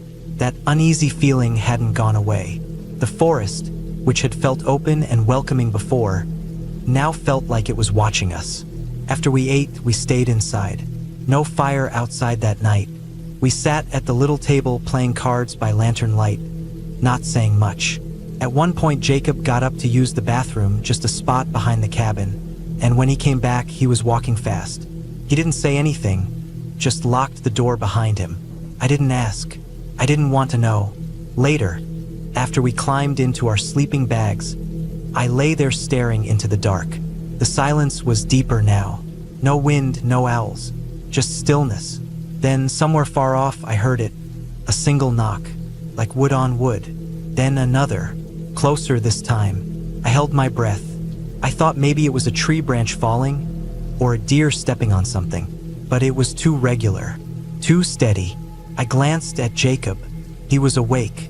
I could tell by his breathing. Neither of us moved. The knocking came again, 3 times, then silence. Eventually, I must have drifted off, because the next thing I remember was waking to gray light seeping through the window. I sat up, stretched, and stepped outside. Everything looked normal. Cold dew on the grass, birds chirping, steam rising off the roof. But as I walked around to the back of the cabin, I saw something that made my stomach tighten. Footprints. Not boots, not hiking shoes. Bare feet. Deep impressions in the soft dirt, wide and flat with visible toes. Someone had been walking around barefoot in the woods in the middle of the night. The prints circled the cabin. They led to the back wall, then back out into the trees. Jacob came out and saw them too. He didn't say anything, just went back inside and started packing his bag. We left an hour later. The hike back to the truck felt different. We didn't talk. Every sound made us stop and listen. Every bird call, every crack of a twig, felt like something was behind us, just out of sight, watching, waiting. When we got to the truck, I looked back at the trees one last time. I half expected to see someone standing there, but there was nothing. We drove back to town in silence. Neither of us brought up the trip for a long time. It wasn't until weeks later that Jacob finally said what I'd been thinking. That tree we found, the stacked rocks, the barefoot prints. Someone was out there. Not a hunter, not a camper. Someone who didn't want to be found. Someone who had been watching us. We never figured out who it was. Maybe a squatter, maybe a survivalist, maybe just some old hermit who lived off the grid. But the way those prints circled the cabin, the knocking in the middle of the night, the stacked rocks like a marker, whoever it was, they knew we were there. They let us know in their own quiet way, and that was enough. I haven't been back since. I still love the woods. I still go camping, but now I choose public campsites, places with people, with lights and rangers and maps. Because as much as I crave peace and solitude, I learned something important that weekend. Just because you don't see anyone out there doesn't mean you're alone.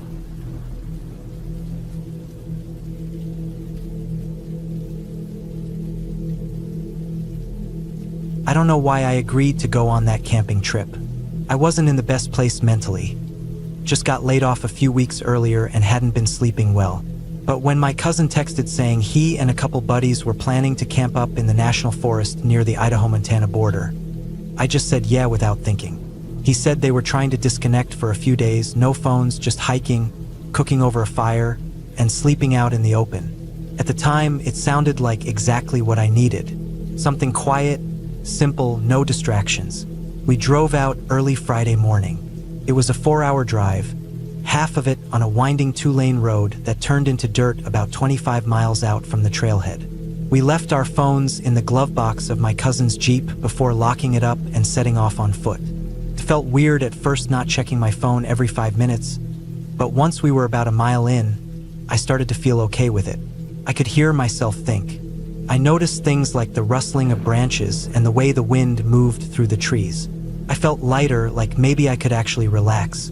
We hiked about 8 or 9 miles in total that day, mostly uphill through dense pine. The trail wasn't well maintained, and we had to step over a lot of fallen limbs and duck under branches. I didn't mind, though. Felt like we were really getting off the grid. The plan was to camp near a shallow creek that one of the guys, Drew, had been to once before. He said it was quiet, out of the way, and that the water was clean enough to filter for drinking. We made it there around 3 or 4 in the afternoon and set up camp on a flat patch about 100 feet from the creek. There wasn't a soul around. No sounds but birds, bugs, and the occasional snap of a branch in the distance. We pitched our tents, gathered firewood, and boiled some water for freeze-dried meals. It wasn't exactly gourmet, but after a long hike, even bland chili mac hits the spot. I remember sitting on a big rock with my boots off, just soaking my sore feet in the cold creek water. It felt like I hadn't stopped moving in months. Not really. That was the first moment I truly sat still. We stayed up till about 10 that night. The fire burned low, and we lay back on our sleeping pads, looking up at the stars. I don't remember falling asleep. I just remember blinking and then waking up sometime around 3 a.m., freezing cold. The temperature had dropped hard, and the air was damp with that bone-deep chill you only get in the mountains. I had to pee, so I unzipped my sleeping bag, pulled on my boots without lacing them, and stepped out into the dark. The fire was just coals, glowing faintly. I walked about 30 paces from the tents and relieved myself behind a bush. That's when I heard it, somewhere out past the creek. A crunch, like a footstep, then nothing. I stood still, waiting. Could have been an animal. Could have been a branch falling. I told myself not to panic. I had grown up in the woods. I camped with my dad and uncles since I was a kid. I knew the difference between the sound of a deer and something else. Whatever made that noise was heavy. A lot heavier than any deer I'd ever seen. I slowly walked back to camp and got in my tent. I stayed awake for a while, just listening. The longer I lay there, the more I started hearing things. Tiny pops in the brush, faint cracks of wood shifting. My heartbeat picked up, but eventually, I guess I drifted back to sleep. The next morning, we all made jokes about how cold it was and how much our backs hurt. No one said anything about strange noises. I didn't bring it up. Maybe it had been nothing. We made oatmeal and coffee over the fire and packed up for a day hike to a nearby ridge that supposedly had a great view. It was another 4 miles, steep and winding. Along the way, I kept glancing back. I don't know why. I just had this feeling like something was behind us. Not right behind us, just back a bit, keeping distance. But every time I looked, it was just trees and brush and shadow. We got to the ridge around noon, had lunch, and sat around talking for a while before heading back. Coming back down was faster, but I still couldn't shake that uneasiness. Like we weren't alone out there. It wasn't loud or obvious. It was quiet, like a presence you feel more than you see. A silence that felt heavier than it should have. That night was colder. I remember because I could see my breath when I woke up to stoke the fire. Around 1 a.m., I heard something again. This time it was closer, more deliberate. It wasn't walking around like an animal sniffing the ground. It was slower, more careful, like someone trying not to be heard. But I heard it. So faint I thought I might be imagining it at first, but then there was a twig snap. Then another further off. I sat up in my sleeping bag and held my breath, listening. I couldn't hear breathing or voices, just the movement, controlled, intentional. I didn't sleep much after that. The next day, I told the others I thought someone might be out here with us. They laughed it off, said it was probably a bear or an elk. I didn't argue, but I started watching the woods more closely. We spent most of the day fishing the creek, filtering water, and napping in hammocks we'd set up between the trees. But my eyes kept drifting to the edge of the forest. I don't know what I was looking for. A shape, a shadow, anything out of place. Late in the afternoon, I found something that made my stomach twist. I had wandered off a bit looking for dry branches for the fire when I saw something about 20 feet off the trail. A footprint, not a boot print. A bare foot, human, right in the dirt. The ground was soft from the moisture in the air, and the print was clear as day. I stared at it for what felt like a long time. I looked around, checked for more, but didn't see any others. I didn't tell the others. I should have, but I didn't. I didn't want to get laughed at again or make it a big deal if it wasn't one. But I couldn't stop thinking about it. Who the hell would be barefoot out here? We were miles from the nearest road. That night, I didn't sleep at all.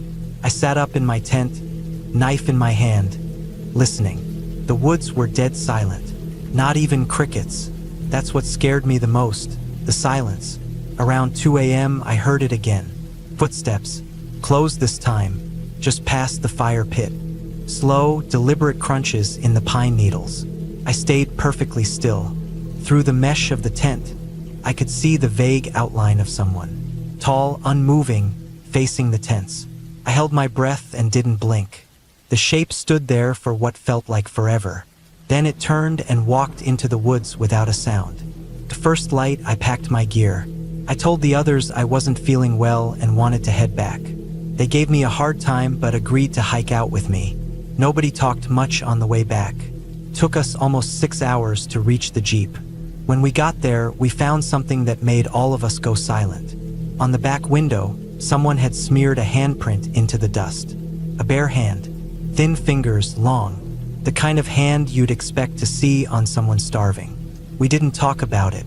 We just got in the Jeep and drove. I stared out the window the whole way, watching the trees slide past, wondering who was out there, wondering if they were still watching us, hidden behind some tree or bush, smiling to themselves. I've never gone back to that forest, never even thought about camping again. I still hike sometimes, but only on busy trails, always during the day. I carry a GPS, a flare gun, and a second knife now. I never sleep in a tent without checking for footprints around the site. Some part of me knows that whoever or whatever that was out there probably wasn't just passing through. They lived out there, off the grid. No shoes, no fire, no voice, and they weren't curious. They were waiting.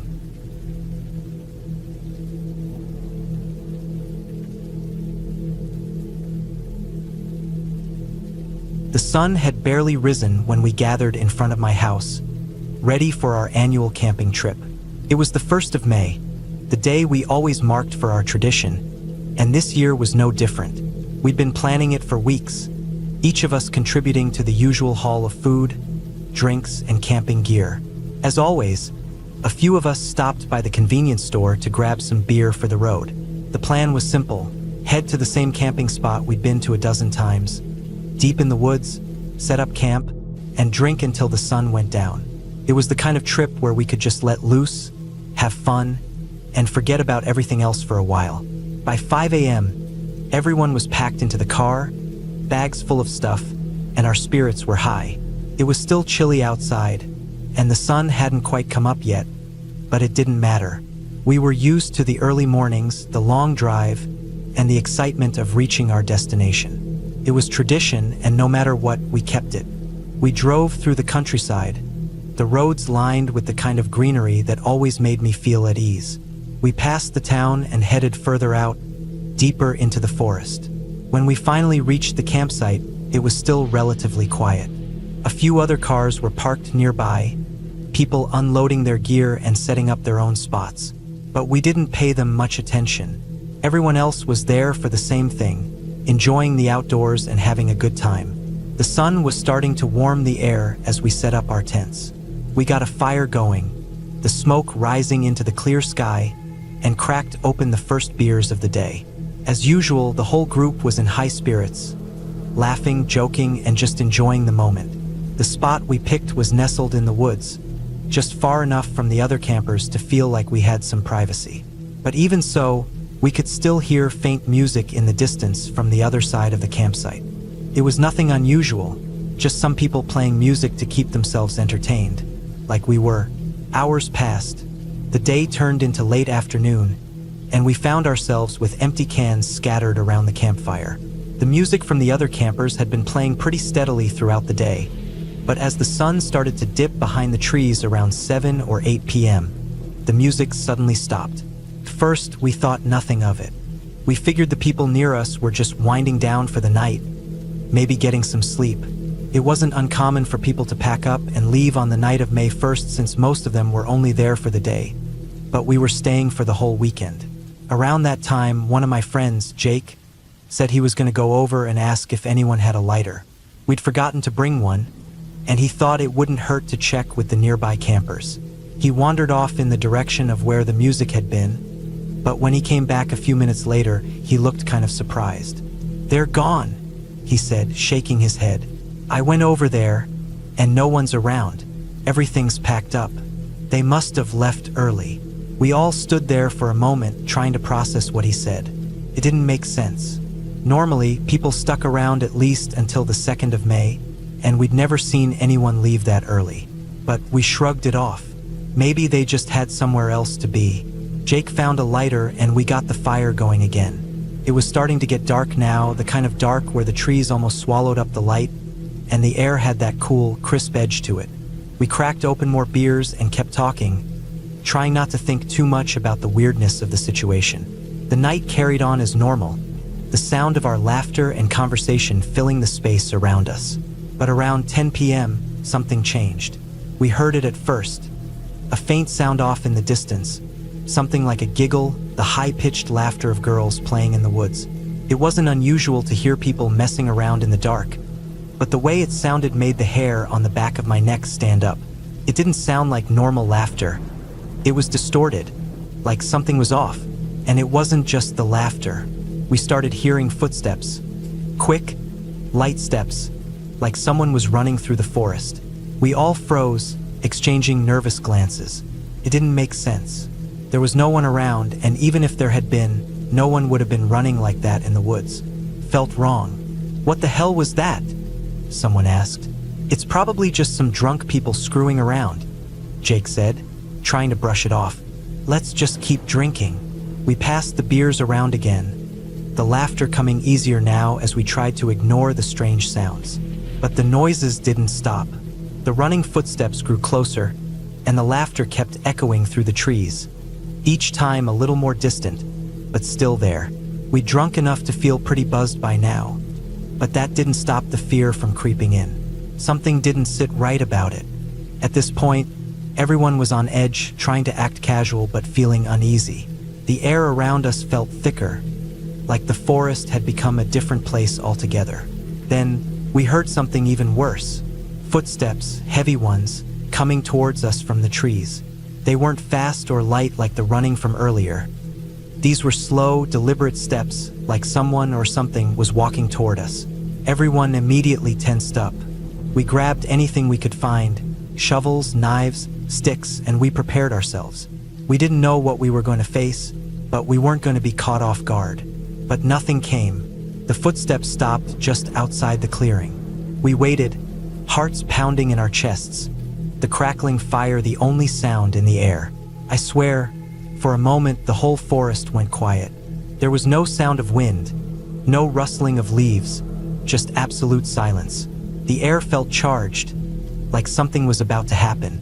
But then, the silence was broken by a snap of a twig somewhere to our left. We all jumped, our eyes darting to the darkness. We stood there for a long time, listening. The footsteps didn't return. It wasn't until we started to settle down again that we heard them once more, coming from the edge of the camp. They were getting closer. We all stood up, ready to fight whatever was out there. But again, nothing came. The footsteps stopped just out of view, and no one emerged. We kept quiet, waiting in the dark. We knew there was something out there, but whatever it was staying just far enough away that we couldn't see it. And then, just as suddenly as it had started, it stopped. The footsteps, the laughter, everything. It all went quiet. By the time we decided to try to get some sleep, we were all exhausted, but the tension in the air didn't let up. We lay in our tents, the sound of the wind rustling through the trees, the only thing that kept us from thinking too much about what had happened. Still, no one slept well that night. Every little noise had us on edge. A branch breaking, a distant snap of a twig. It all made us jump. When the morning came, we were all awake before the sun even rose. We were too afraid to stay in the tents any longer, and we all piled out, looking around. But there was no sign of anyone. No one had been there. The campsite was as quiet as it had been when we first arrived, and the tracks we thought we'd seen in the ground were gone. We looked for signs of whoever or whatever had been around us, but there was nothing. No footprints, no traces, just the quiet of the forest. As we packed up to leave, none of us said much.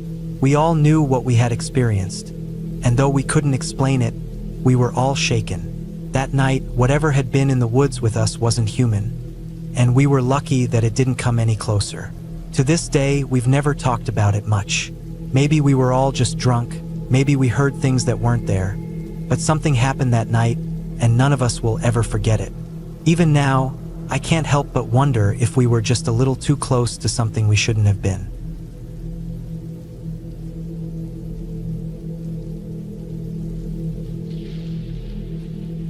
I had planned the trip months in advance. It was supposed to be a break from everything: work stress, city noise, social pressure. I didn't want to go with a group or meet up with anyone. I just wanted silence, trees, and space to think. I had picked a place deep in the national forest, a small, barely known primitive site about 4 hours away.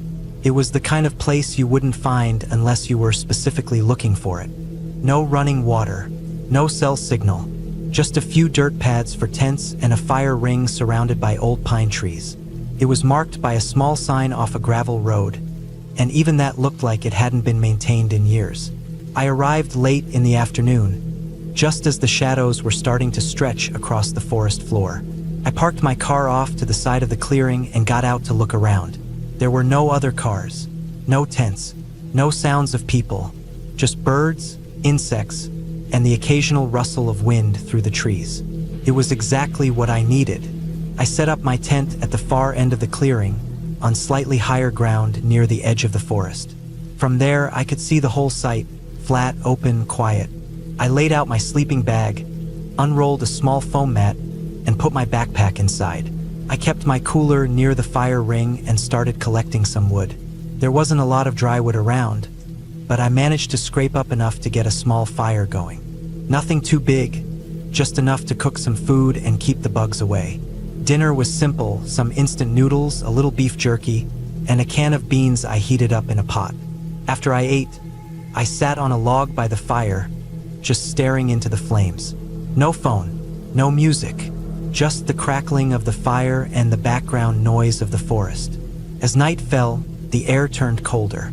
The fire gave off enough warmth to keep me comfortable, and I sat there for a long time, listening. Coyotes howled in the distance. An owl called from somewhere above. I had been on a lot of camping trips in my life, but something about this one felt more isolated than usual. I told myself that was the point. That's what I came for. Eventually, I let the fire die down and got ready for bed. I brushed my teeth a little ways away from camp, packed up the food so no animals would get into it, and zipped myself into the tent. The sleeping bag was warm, and the mat helped dull the uneven ground beneath me. I lay there for a while with my eyes closed, letting the distant sounds of the forest wash over me. But I couldn't sleep. I kept thinking I was hearing footsteps. Not animal footsteps, heavier than that. At first, I thought maybe it was just a deer, or maybe my brain was just trying to fill the silence with something familiar. I rolled onto my side and told myself it was fine. I'd camped in bear country before. Nothing out here was going to hurt me if I did everything right. But then I heard it again. A slow, steady crunching noise, like someone walking across dry leaves. Not close, but not far either. Just far enough to keep me guessing. I held my breath and listened. The sound would stop. Then it would start again. Not coming closer, just moving, pacing. I thought maybe I was hearing a raccoon or a couple of deer. But deer didn't pace, and raccoons weren't that heavy. I sat up slowly, unzipped the tent just a bit, and peeked out. It was pitch black beyond the dying glow of the fire. I couldn't see anything, not even movement. I waited, listened. The sound was gone. I zipped the tent shut again, told myself I was being paranoid, and lay back down. But the unease stayed with me. I kept listening, waiting for the noise to return. After maybe 20 minutes, I must have drifted off. I woke up to a loud snap. It was sharp and close, like a thick branch breaking under weight. I sat up immediately. The fire was out. Everything around me was completely black. I could barely see the outline of the tent walls. I fumbled for my flashlight and switched it on. The beam lit up the inside of the tent, but it didn't help me see outside. I was frozen, listening for any other sounds. First, nothing, just wind. Then more crunching, definitely footsteps. Slow, measured, not an animal sniffing around, not something small. I heard the steps move along the edge of the site, maybe 30 feet away. I turned off the flashlight to hear better and held my breath. Then it stopped. I stayed like that for what felt like forever. 10, maybe 15 minutes. No more steps, no movement. I didn't know what to do. I didn't want to unzip the tent again. I didn't want to call out either. What if it was a person? What if someone had followed me up here? Eventually, I heard the steps again, this time further away, going back into the woods. I waited until they were completely gone, and even then, I stayed up most of the night. I never turned the flashlight back on. I just sat there, hugging my knees, ears straining in the silence. When morning finally came, I stepped outside with the flashlight in my hand. Everything looked normal, nothing disturbed. The fire ring was the same. The cooler was untouched. But I noticed something that hadn't been there before. A partial boot print in the dirt, just off the trail that led deeper into the woods. It wasn't mine. Too big. The sole had a different tread pattern. It was faint, but definitely there. I felt that cold weight settle in my chest. Someone had been out there last night, walking around my site. I packed everything up fast. Didn't bother making breakfast. I threw everything into the car, folded the tent in half, stuffed it into the trunk, and got out of there. As I was leaving the site, I looked back and scanned the tree line. Something moved, just a flicker. Not enough to see a full figure, but enough to know I wasn't imagining it. I drove the gravel road faster than I should have, bouncing over potholes and swerving around tight corners. I didn't slow down until I hit the pavement. It was hours before I had cell service again. I pulled over and sat on the side of the road, trying to catch my breath. I looked up maps of the area, thinking maybe there were other campsites nearby. Maybe someone had gotten lost. Maybe a ranger had been checking the area. But there were no other campsites within miles. Just old logging roads and wilderness. And the Forest Service site confirmed that the primitive site I stayed at was rarely maintained. It even had a note saying visitors should camp at their own risk and be aware that emergency services may not be available. I thought about reporting it, but what would I even say? That I heard footsteps and saw a boot print? That someone might have watched me while I slept? It didn't seem like enough, and I couldn't prove any of it. Still, the whole thing stuck with me. I kept thinking about how remote it was, how quiet, how no one would have known I was out there. No one but me, and maybe one other person. I didn't go camping again for a long time after that. Not alone, not in a place without cell service. I stuck to campgrounds with other people around, even if I hated the noise. Even now, I always check the area around my site. I look for footprints. I keep a fire going all night. And I always sleep with a knife and flashlight within reach. I never saw whoever it was. I never found out if they were passing through, or if they'd been watching me the whole time. But I know what I heard. I know what I saw, and I know how it felt. It felt like I wasn't supposed to be there, and someone else already was.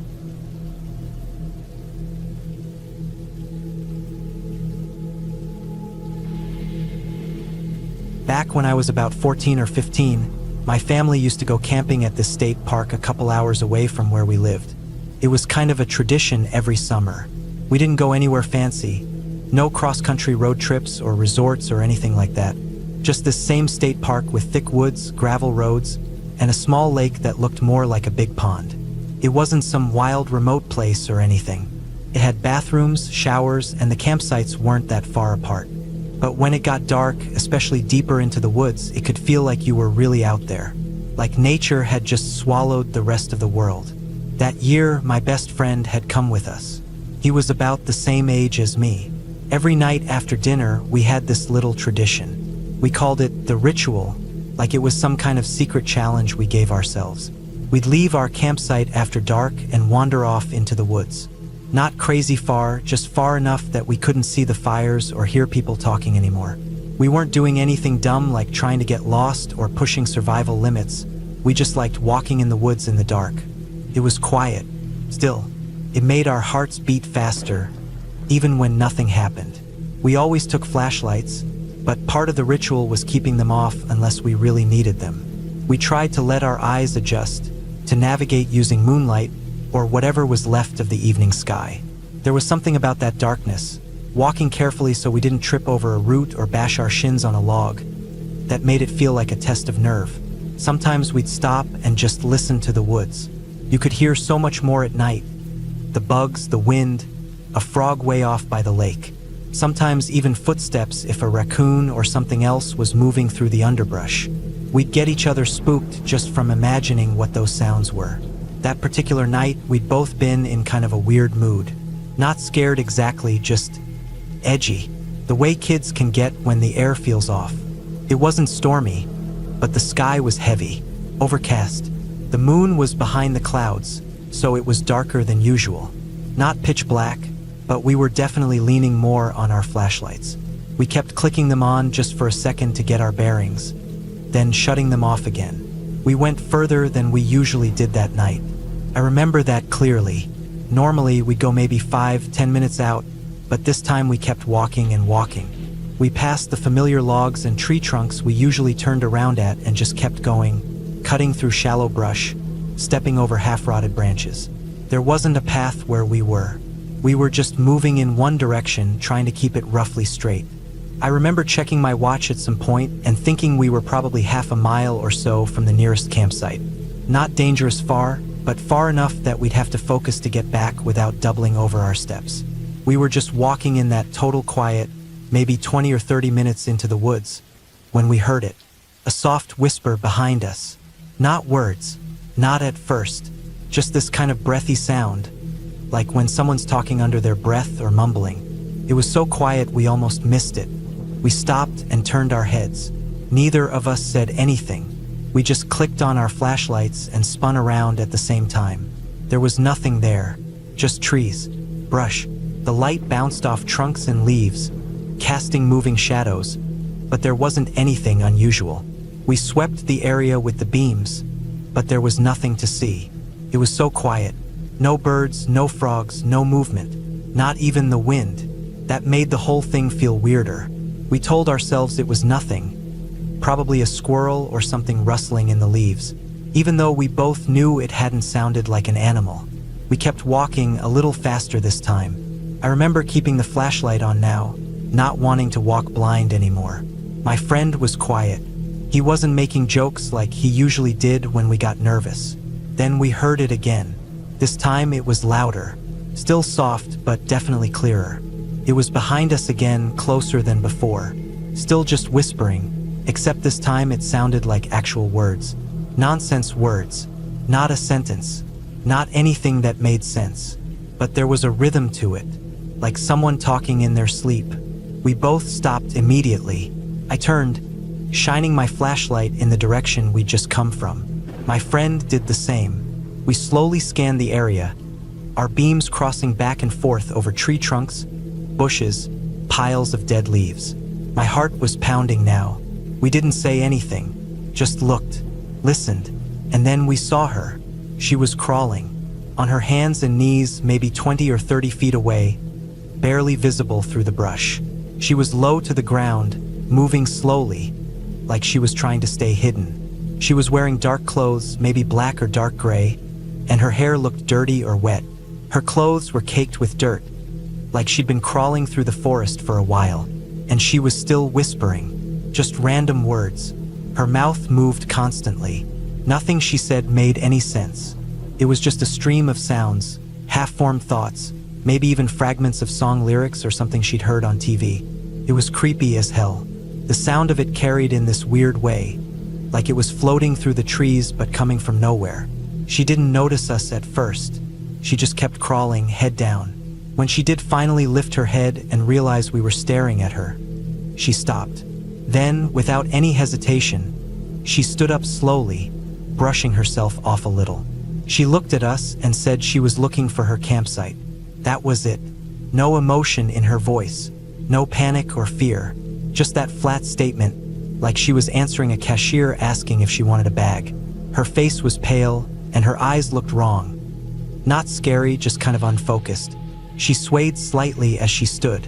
I remember her wiping at her arms, smearing dirt across her skin like she didn't even notice she was doing it. At that point, my instincts were torn. I was creeped out, yeah. Every part of me wanted to get away. But there was also this stronger sense of this is a person. Someone out here who clearly didn't belong in the middle of the woods at night crawling on all fours. She didn't look homeless or anything. She looked like someone who'd come with a group but had wandered off. We didn't say anything, but we kind of looked at each other and then just started walking. She followed us. We didn't really offer. She didn't really ask. She just fell in step behind us, a few feet back, still muttering to herself every once in a while. I kept glancing over my shoulder to make sure she was still there. My friend looked nervous, too, but neither of us wanted to say anything out loud. I think we were afraid if we talked about how weird it was, it would get worse somehow. Like naming it would make it more real. The walk back felt way longer than the walk out. It was like time slowed down. Every crunch of our boots on the forest floor sounded way too loud. The flashlight beams bounced with every step, and I kept thinking about how easy it would be to lose the trail and wander deeper into the woods. When we finally started seeing the glow of the campfires in the distance, I felt this huge weight come off my chest. We weren't in danger anymore. We were almost back. We brought her to the nearest camp we found, a group of older people who were playing cards around a picnic table. When they saw her, their reactions were weirdly casual. Like, "Oh, there she is." Turns out she was part of their group. They thought she'd gone to the bathroom or maybe to another campsite to borrow something. No one had been looking for her. Someone helped her sit down and gave her water. One of the women said something about her drinking too much wine earlier, then someone else muttered about maybe mixing edibles with booze and how she always went too far. They kind of laughed it off. No one really acted like it was a big deal, but to me it had felt huge out there in the dark, like we'd stumbled across something dangerous or wrong, and now it was just being brushed aside. My friend and I didn't stay long. We nodded to the group and walked back to our own campsite. The fire was still going, and my parents were just sitting around it, talking. They asked where we'd been, and we just said, the ritual, like always. They didn't press us. Later that night, lying in my sleeping bag, I couldn't stop thinking about how close we'd come to not seeing her. If we turned around earlier or taken a slightly different route, we never would have found her. She would have spent the whole night out there, crawling around in the dark, whispering to no one. Who knows what could have happened to her? Maybe she would have passed out, maybe wandered even further. It didn't feel like we'd done something heroic or brave. It just felt lucky, like we'd accidentally stumbled into something that could have gone very wrong for someone. The next morning, we didn't see her again. I don't know if they left early or stayed out of sight, but she wasn't around when we walked past their site. The rest of the trip felt normal. We still did the ritual, but we didn't go out as far anymore. We kept the flashlights on. Neither of us said why, we just did. Years later, I still think about that night sometimes. Not in a scary way, just in that quiet kind of way where something brushes against your memory and lingers. She was just a person. Drunk. High. Lost. Nothing supernatural. No monsters. But seeing her like that, crawling and whispering in the dirt, felt like something out of a dream. The kind you wake up from sweating and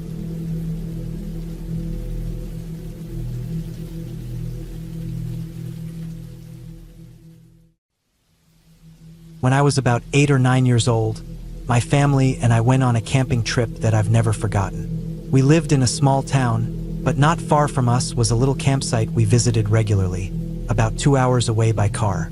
It wasn't a big, fancy campground with lots of facilities or lots of other people. It was quiet, mostly surrounded by trees, with a few dirt roads and picnic tables here and there. Over the years, my family had slowly made a spot of our own there. We'd picked a nice flat place near a small creek where we could hear water trickling at night. It was our little piece of the outdoors. The same spot had a fire pit we had made, some rocks stacked around it, and we brought old logs or cut pieces of wood to sit on. Each trip added a little more. A hammock tied between trees, a makeshift clothesline, some decorations hung from the branches. On this particular trip, we weren't alone with just our family. My aunt and uncle had to leave for military tours, so we took their 2 dogs with us. Both were bird dogs, well-trained and usually very calm and gentle, especially around kids. Their names were Star and Ariel. Star was a bigger dog with a thick, dark coat and sharp eyes that always seemed to be watching everything. Ariel was smaller but quick and very alert. Both were part of our group for this trip, and at first, everything seemed normal. The dogs played with my brothers, ran after sticks, and sniffed around the camp like they always did. The first night was chilly but peaceful. We ate dinner over the fire, roasted marshmallows, and told quiet stories under the stars. My brothers were younger, both under 10, and full of energy but also tired from the long drive. My grandma sat close to the fire, quietly knitting, while Mom checked the campsite for any last things before bedtime. The tent was big enough for most of us kids to share, and I remember the feeling of crawling inside, pulling the sleeping bags close. Outside, the wind rustled softly through the leaves, and the creek's water sounded steady and calm. Around 1 in the morning, everything changed. I was almost asleep when I heard Star growling. It was low at first, a sound that didn't seem to belong to her usual quiet nature. I sat up and listened closely. Ariel joined in with a quiet growl too. The dogs were inside the tent with us, and they never made noise like that unless something was really wrong. The growling became sharper, more focused, like they were warning us about something outside. Mom must have heard it too. She sat up immediately, reaching for the flashlight near her side of the tent. She whispered to the dogs softly, but they didn't calm down. Instead, they moved toward the tent flap and growled even louder. The hairs on the back of my neck stood up. I could see Mom unzipping the tent and stepping outside with the flashlight, and Star and Ariel followed her. But what happened next was strange and terrifying. As Mom stepped out, the dogs wouldn't let her move freely around the campsite. Both Star and Ariel got into what I now know was an attack stance. Body low, teeth showing, eyes locked on something we couldn't see in the dark. They didn't bark or rush forward, but they positioned themselves carefully. It was as if they were herding Mom away from something, keeping her in a narrow area near the car. The dogs stayed between Mom and the rest of the campsite, in front of the tent as if guarding it. They moved in a way that pushed her slowly back, not letting her cross a certain invisible line. Inside the tent, my brothers and I were wide awake now, scared and confused. The other kids around us were crying quietly. It wasn't just the dog's behavior that unsettled us. It was the feeling that something was out there, watching us, something that wasn't supposed to be there. Mom couldn't explain it then, and honestly, I don't think she understood it now. But for some reason that she can't explain to this day, she didn't hesitate. She started packing up the camp, quickly, calmly, but with a sense of urgency that made it clear this wasn't a normal situation. We got all our things packed in the car as fast as we could.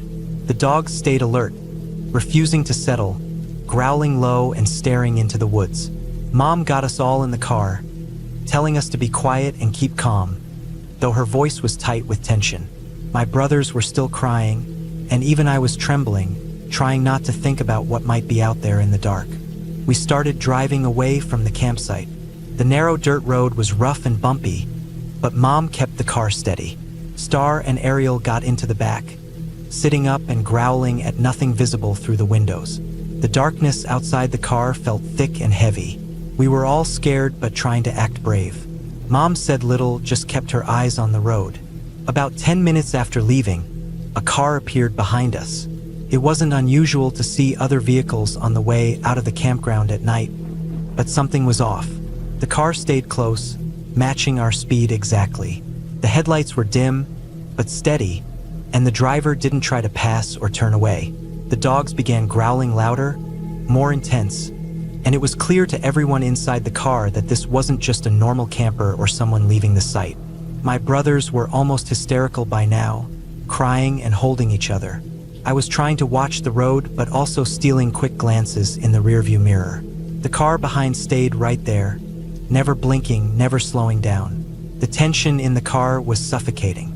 Mom's hands gripped the steering wheel tightly, knuckles white. As we neared the town, the road led over a huge bridge. The bridge was wide and long, crossing a river that seemed to swallow the headlights in its dark water below.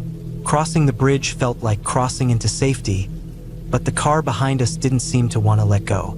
It stayed right there, following us as we slowly moved forward. In my mind, I tried to tell myself it was nothing. Maybe the car had scared people inside too. Maybe they were just lost or trying to find their way back home. But the dogs didn't agree. They were growling and showing their teeth, staring at the windows like they could see through the night.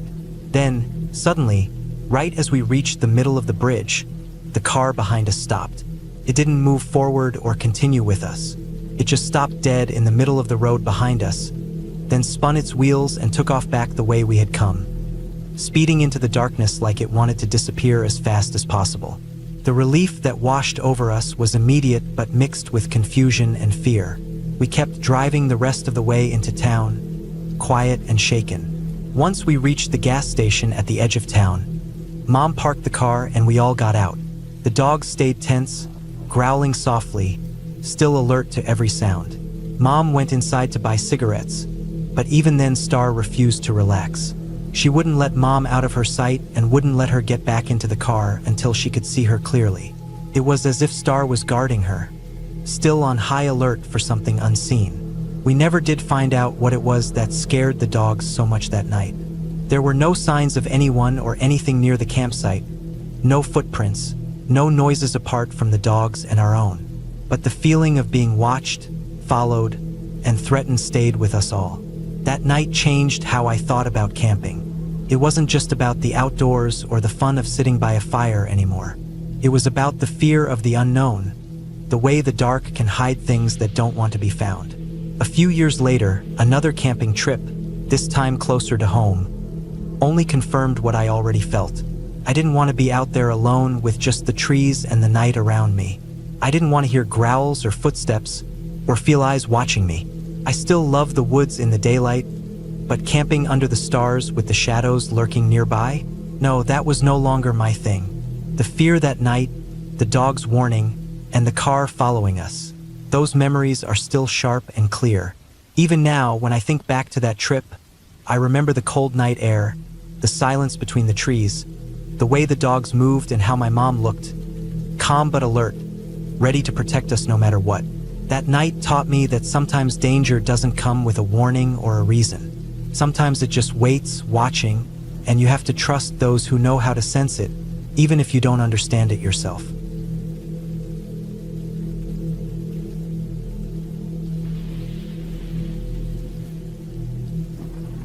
The night was already settling over the forest by the time I got my tent pitched. The sun had slipped behind the trees hours earlier, and now the woods were filled with long shadows and the kind of silence that feels heavy, almost like the earth itself was holding its breath. I'd arrived at the campsite late in the afternoon, after a long day of hiking. My legs were sore, my backpack was heavier than I thought it would be, and my fingers were raw from setting up the tent poles. But I finally had the tent standing, my sleeping bag unrolled, and a small campfire crackling nearby. I sat back on a fallen log, pulling off my boots to let my feet breathe. The smell of pine needles mixed with the smoke from the fire. The forest was alive, but quiet. Just the rustle of leaves in a soft breeze, and somewhere off in the distance, the faint call of an owl. I'd chosen this spot because it was close to a small creek I'd passed on the way in. The sound of running water made the place feel calm. It was the kind of spot you might think was safe, remote enough to be alone but not too far from the trail. Perfect, I thought. I started to cook my dinner, some canned beans and rice heated over the fire, and ate slowly while watching the flames dance. It was almost dark now, and I could see only outlines of the trees around me. I figured I'd be tired soon enough and planned to crawl into my sleeping bag early. The sky overhead was clear, sprinkled with stars that seemed sharp and bright in the cool night air. After dinner, I spent a few minutes gathering some extra firewood. I moved carefully, stepping over roots and stones, making sure not to disturb the quiet more than necessary. The fire was small but enough to keep the chill off. The forest felt cozy at first, almost like a protective shell. But the longer I sat alone, the more I noticed the little sounds. A twig snapping here, a branch creaking there, and how quickly my mind began filling in the gaps. I told myself to relax. It was just the forest being itself. But then I heard it. A heavy breathing sound coming from the edge of the clearing, just beyond the reach of the firelight. At first, I thought maybe it was the wind messing with me, or perhaps some animal moving through the underbrush. I stopped moving and held my breath, listening closely. The breathing was low and deep, uneven, and it didn't match anything I'd ever heard from the usual forest animals. Deer, raccoons, and foxes all have lighter breaths or more sudden noises. This was different. It sounded human. I slowly reached for the small flashlight I had next to me, but I didn't want to shine it yet. I didn't want to give away my position if there really was someone out there. The breathing got louder, closer. My heart started pounding in my chest. I felt the hair on the back of my neck stand up. Suddenly, something moved in the dark just past the trees. I could just make out a shape, tall, hunched slightly forward, moving with slow but heavy steps. I froze. The firelight flickered across the clearing, casting long shadows that stretched toward the tree line. My first thought was to run, but where? I was deep enough in the woods that the nearest road was at least a mile away. My phone had no signal and I had no way to call for help. I couldn't see any other campers nearby. This was my solo trip and I was completely alone. I swallowed hard and tried to keep calm. I remembered the small pocket knife I had clipped to my belt. Not much, but better than nothing. I slid my hand down to grip the handle tightly. The shape stepped into the clearing. It was a man. His clothes were dirty and torn, and his face was partly hidden in shadow. His eyes caught the firelight and gleamed sharply. He was breathing heavily, like he'd been running or carrying something heavy. My mind raced. Was he hurt? Lost? Dangerous? I didn't know. I wanted to call out, ask if he was okay, but my throat felt dry and frozen. He took another step forward, slow but steady. I saw then that his hands were clenched into fists. There was something tense about the way he moved. Not desperate or scared, but angry, maybe, or tired beyond reason. I slowly stood up, keeping my hands visible but still gripping the knife just under my fingers. I didn't want to make sudden movements or scare him, but I needed him to know I wasn't easy prey. He stopped a few feet from me and looked down at the fire. Then his eyes flicked back up to mine. We stayed like that for what felt like forever, the only sounds the crackling fire and his heavy breathing. Then he took a sudden step back and turned, disappearing into the trees as quickly as he'd come. I watched until I couldn't see him anymore. I didn't move until the fire was almost out, my mind spinning with questions and unease. Was he just a lost hiker? Someone running from trouble? Or something worse? The woods had suddenly felt much less safe. I carefully put out the fire, snuffed it with dirt, and covered the ashes. I didn't want to leave a light or scent trail that might attract him back. Then I zipped up my tent and climbed inside, pulling the sleeping bag tightly around me. I lay there, listening to the forest. The sounds seemed sharper now, closer. Every small noise made me tense. I kept my knife within reach and the flashlight ready beside me. I didn't sleep much that night. At some point, I heard the breathing again. Not heavy this time, but slower, almost deliberate. I thought I saw movement outside, shadows shifting in the moonlight. I stayed frozen, not daring to look. Hours passed. Then, before dawn, everything grew quiet again. When the sun finally started to rise, soft light filtered through the trees. I unzipped the tent and peeked out. No sign of the man. I packed up my gear as quickly and quietly as I could. My hands were shaking. My legs still felt weak. I decided not to stay longer. As I made my way back toward the trailhead, the forest seemed normal again. Birds chirping, leaves rustling softly. But I knew what I'd seen, and the feeling of being watched stayed with me all the way to my car. Driving away, I looked in the rearview mirror, half expecting to see someone following me through the trees. But there was nothing. Still, I knew that the woods held stories I'd never understand. Stories of people who passed through, some lost, some running, some dangerous. And that night, I had been close enough to one of those stories to feel its weight. I promised myself I'd be more careful next time, and maybe not so alone.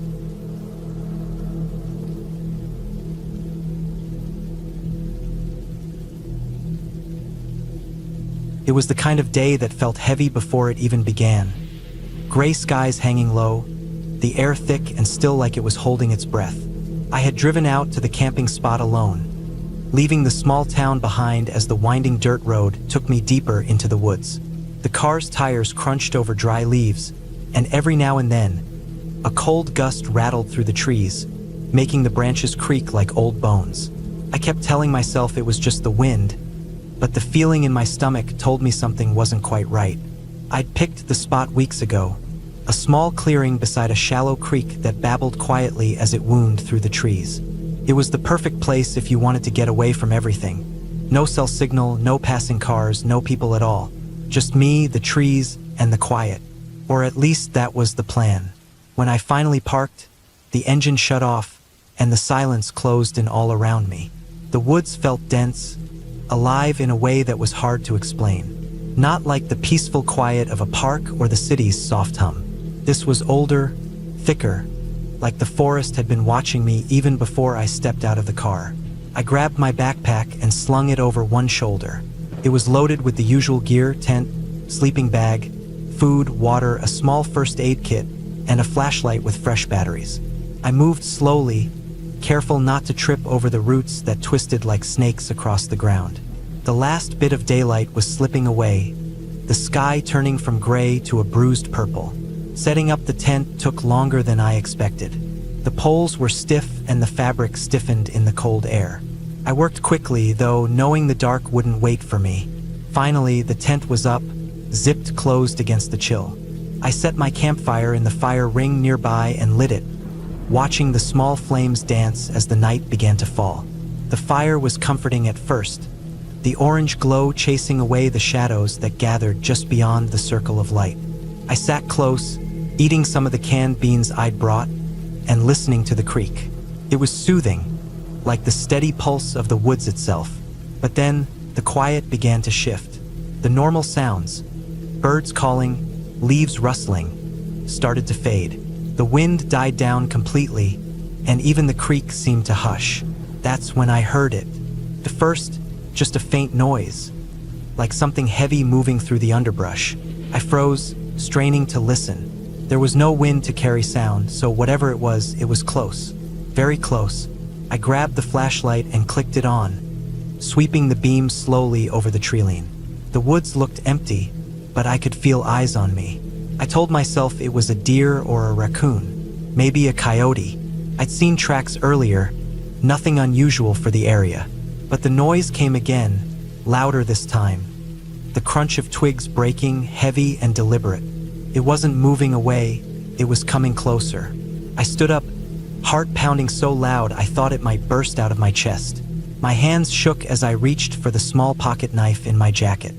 I knew I wasn't prepared for anything big. No bear spray, no gun, nothing except this little blade and my wits.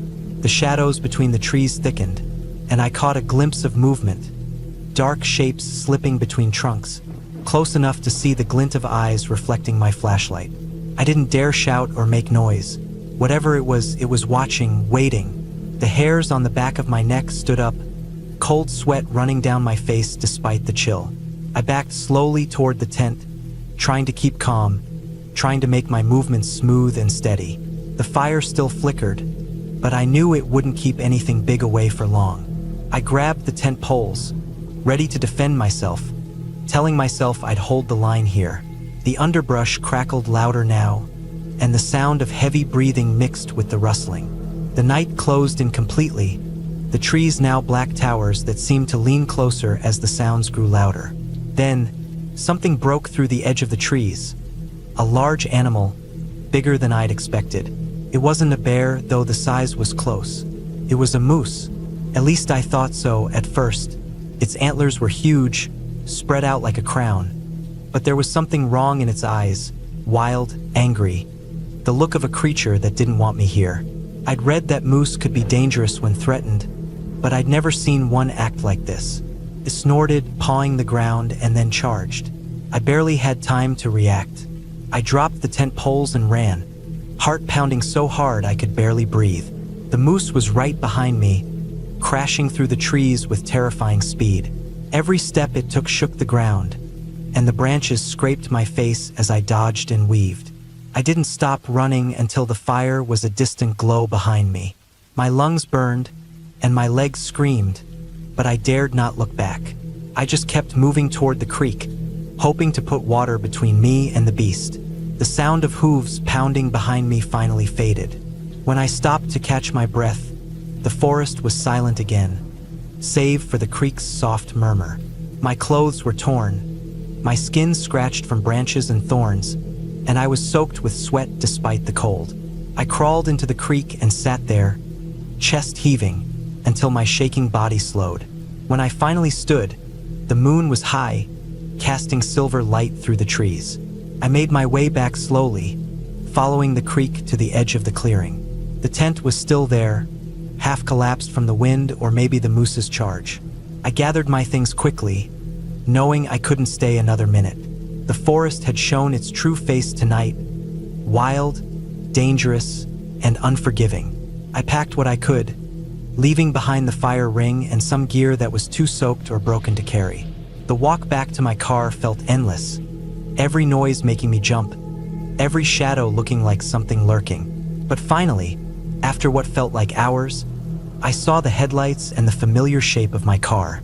I jumped inside, locked the doors, and started the engine. The forest was behind me now, dark and silent again, but the memory of those eyes, the charge, the pounding footsteps, they stayed with me long after the road took me back to town.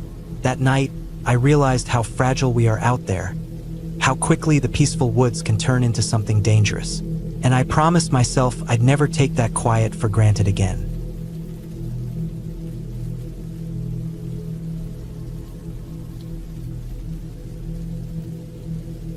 I'd been meaning to get away for a while. Work had been dragging on, the city noise was giving me headaches, and I just needed to feel quiet again. Not silence exactly, but that kind of calm you only get deep in the woods, away from everything. So I packed my gear, double-checked the weather, and drove out early on a Friday morning toward a national forest I'd visited years before.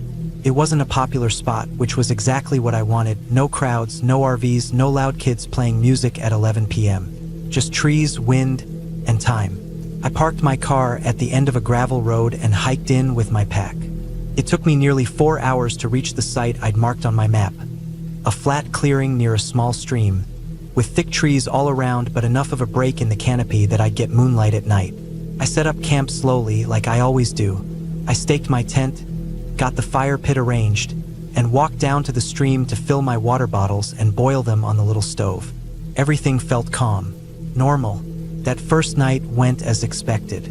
I cooked some instant noodles, sat by the fire, listened to the breeze push through the trees. An owl hooted somewhere in the distance. A few moths flapped around my headlamp, and eventually I zipped myself into my sleeping bag and drifted off to sleep. It got cold around 3 a.m. like it always does in the forest, but I'd packed right, and I slept until morning light started seeping through the tent walls. The second day I spent hiking around. There was a ridge about a mile west that gave me a good view of the valley below. I stayed out longer than I planned, just enjoying the air and the quiet, but I got back in time to collect more firewood before it got too dark. That night, though, something felt different. I was sitting by the fire, adding sticks to keep it going, and I felt like I was being watched. I didn't hear anything unusual. No branches snapping, no rustling underbrush. But I kept looking over my shoulder toward the tree-line. The kind of feeling you get when someone's staring at the back of your neck. I tried to shake it off. Paranoia is normal out here, especially when you're alone. But I stayed alert just in case. I slept a little lighter that night. Woke up a few times. Once, I thought I heard something pacing outside the tent, but when I listened harder, it stopped. Could have been a raccoon or deer. The forest is full of life after all. I told myself not to let my imagination run. The next morning, I saw boot prints near my fire pit. That stopped me cold. They weren't mine. The heel pattern didn't match my hiking boots, and they weren't where I normally walked anyway. Whoever it was had stepped near the ashes, circled around the far side of the fire ring, then headed back into the woods the way they came. I didn't hear them, didn't see a flashlight, nothing, and it had rained slightly that night, just a mist, so the prints were fresh, no older than a few hours.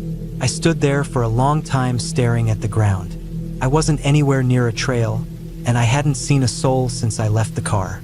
There was no reason for someone to be out here in the middle of the night unless they were trying not to be seen. That was the part that stuck with me, the silence. If it had been another camper, I would have heard something. But they were quiet. I didn't pack up right away. I don't scare easy, and I didn't want to overreact, but I made sure my knife was on my belt and that my headlamp had fresh batteries. I decided to stay one more night, but moved my tent a little deeper into the trees, away from the clearing. I didn't start a fire that night, just ate a cold meal and sat in the dark with my back to a tree, listening. Around midnight, I heard the footsteps, slow, careful, crunching dry leaves one at a time, coming from the direction of the old fire pit. They weren't loud, but the forest at night is so quiet that every sound carries. Whoever it was, they were moving like they didn't want to be heard. That scared me more than if they just walked straight through the clearing. I clicked off my headlamp and stayed perfectly still. They got closer.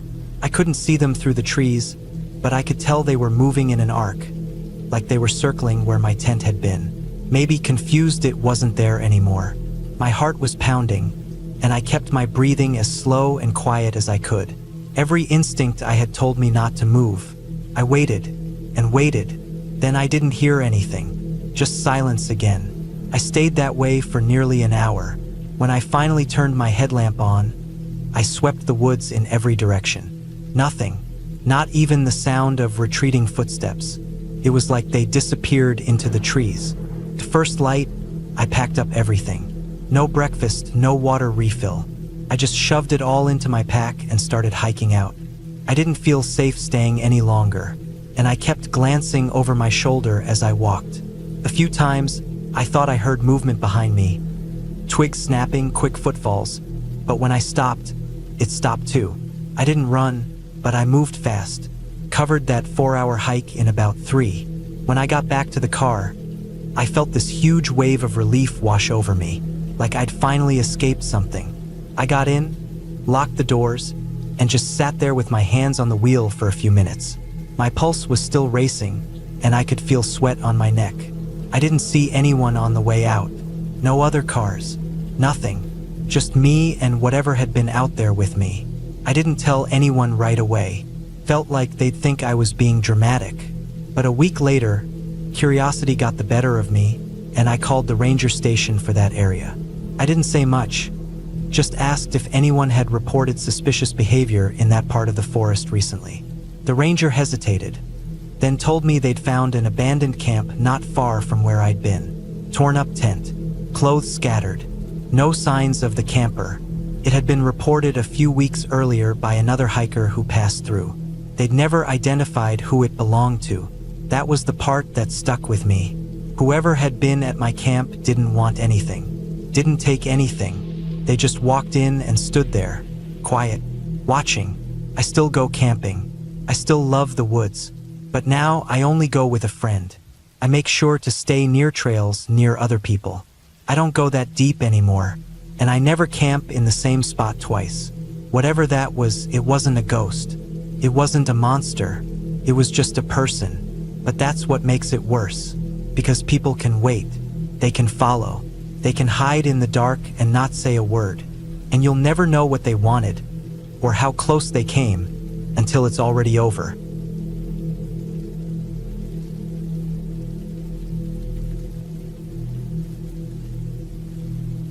I decided to go camping alone in north-central Pennsylvania, deep in the woods where few people ever went. It wasn't the kind of trip I took lightly. I needed to get away from everything. People, noise, all the distractions that filled my daily life. I wanted quiet. I wanted to be so far from civilization that the only sounds were natural.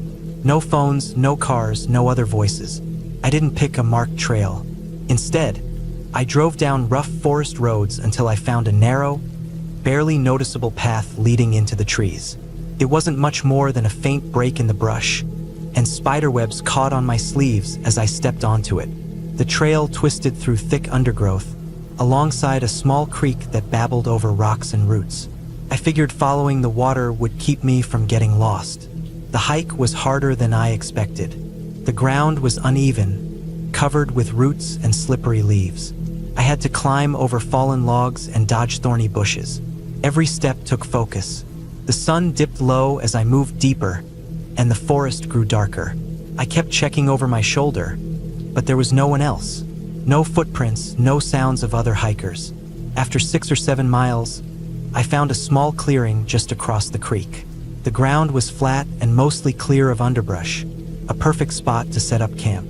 But as I crossed the creek on slick stones, I noticed something odd. Scattered gear, clothes soaked and tangled in the brush, a dented metal mess kit, empty food wrappers, cans, and a torn first aid kit. Someone had been here recently. There was no backpack, though, just the stuff they'd used left behind. Nearby, a pile of damp clothes hung from a low branch, smelling sour with mildew.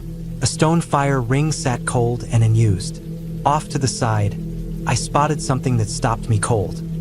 A crude wooden cage made from thin saplings tied together, about 4 feet square.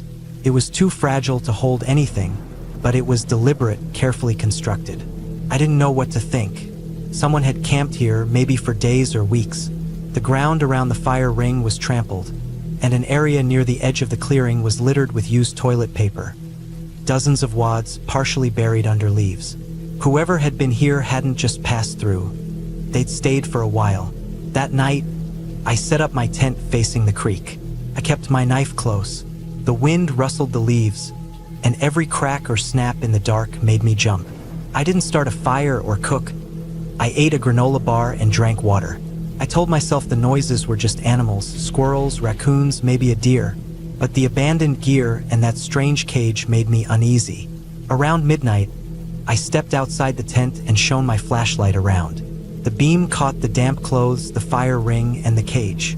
No signs of anyone else, no fresh tracks. I stayed awake the rest of the night, listening to every sound. When dawn finally came, I packed quickly and left without eating. I crossed the creek one last time and kept looking back, half expecting to see someone watching. But there was only silence. The hike back felt twice as long. I moved faster, constantly alert. When I reached my car, I didn't breathe easy until I was back on the paved road, surrounded by other cars and people. I called the Forest Service and told them what I'd found. They said they'd check it out. Maybe someone living off the grid, they said. Maybe a hunter or someone who'd run off for a while. But I never forgot that night. It wasn't the forest that scared me. It was the thought of someone else, living unseen, leaving behind the signs of their story but nowhere to be found. The quiet wasn't peaceful. It was the absence of something I couldn't understand. Now when I go camping, I still love the woods, but I don't wander off trails alone. And I never camp near someone else's abandoned things. Because sometimes, the scariest part of the wilderness isn't the wild animals or the dark. It's what people leave behind.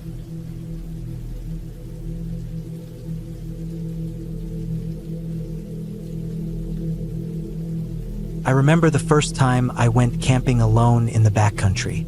It wasn't planned like most trips with friends or family. This was something I decided to do on my own, to test myself, to find some quiet away from everything. I picked a spot deep in the forest, miles from the nearest road, where no one would stumble across me by accident. The kind of place where cell service was a joke and the only light at night came from stars.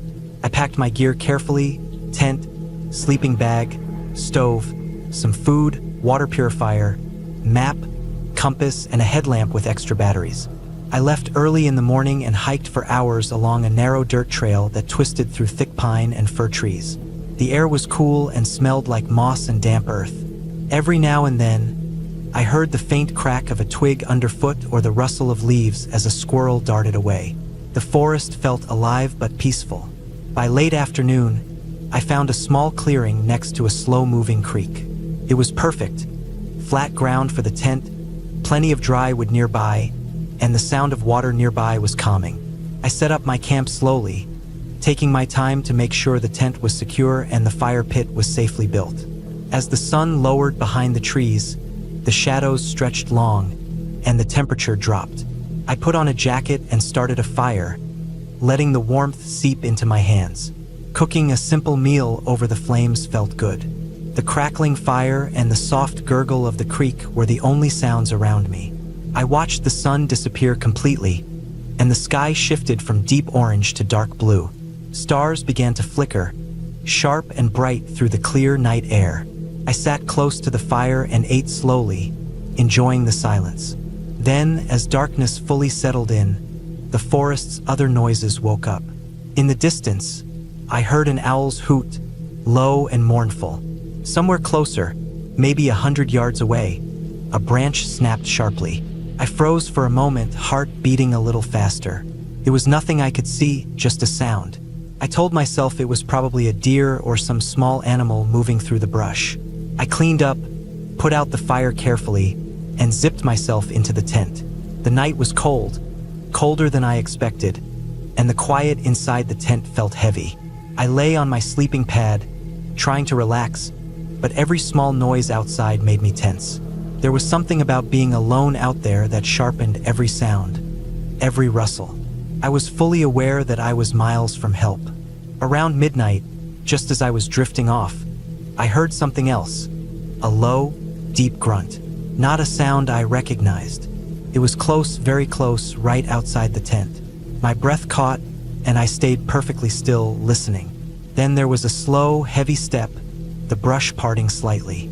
I didn't move or make a sound. I knew I had no idea what was there, and the last thing I wanted was to provoke it.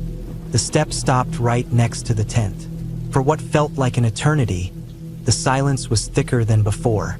Then I heard heavy breathing. It was steady, calm, but close enough that I could almost feel it through the thin fabric of the tent wall. My mind raced, thinking of everything I'd read about animals in these woods. Bears, mountain lions, even wild boars. None of it helped. The breathing stopped. Then more footsteps, heavier, moving slowly away. I stayed still, too scared to even breathe deeply. I wanted to wait until I was sure it was gone. But sleep didn't come that night. When dawn finally broke, I unzipped the tent carefully and stepped outside. The clearing looked peaceful in the soft morning light, but I saw the signs, large, deep footprints in the dirt near the fire pit, too big to be a deer or any small animal. I traced them to the edge of the trees and saw more prints disappearing into the underbrush. My stomach tightened. I packed up quickly, keeping my eyes peeled as I moved. I didn't want to stay one more night. I hiked out fast, not daring to look back. When I finally reached the main trail, I felt relief wash over me, but also a strange sense of respect for the wild I'd been so eager to conquer.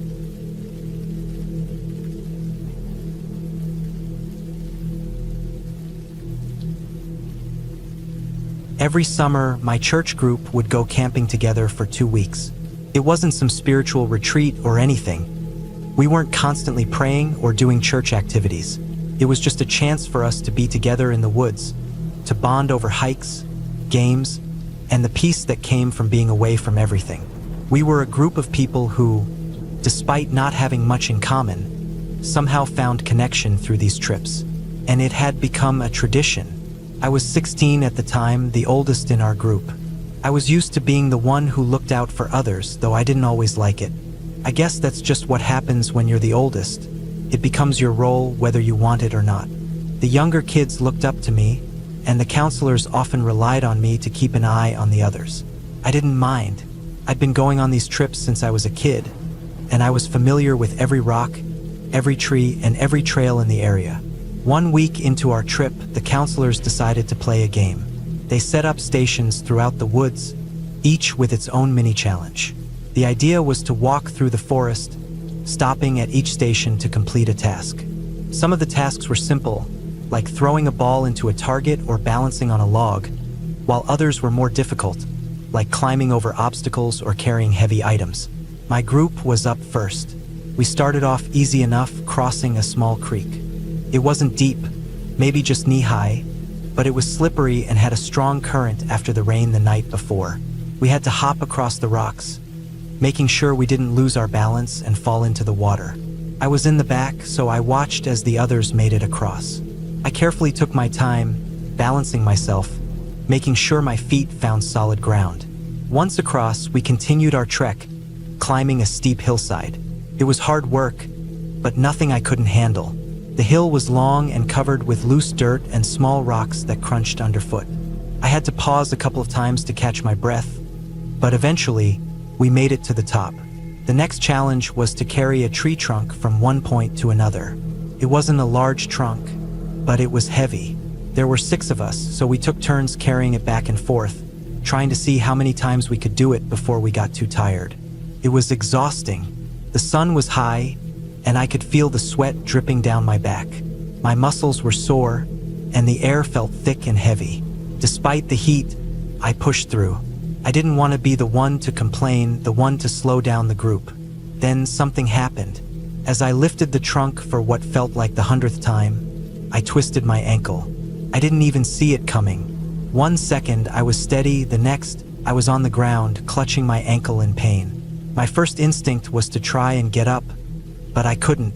A sharp pain shot up my leg, and I immediately realized that something was wrong. I stayed there for a second, hoping that the pain would subside, but it didn't. I tried to put weight on my foot, but I couldn't.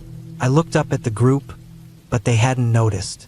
They were all focused on the trunk, busy with the task at hand. They were ahead of me, and I was still on the ground, unable to move.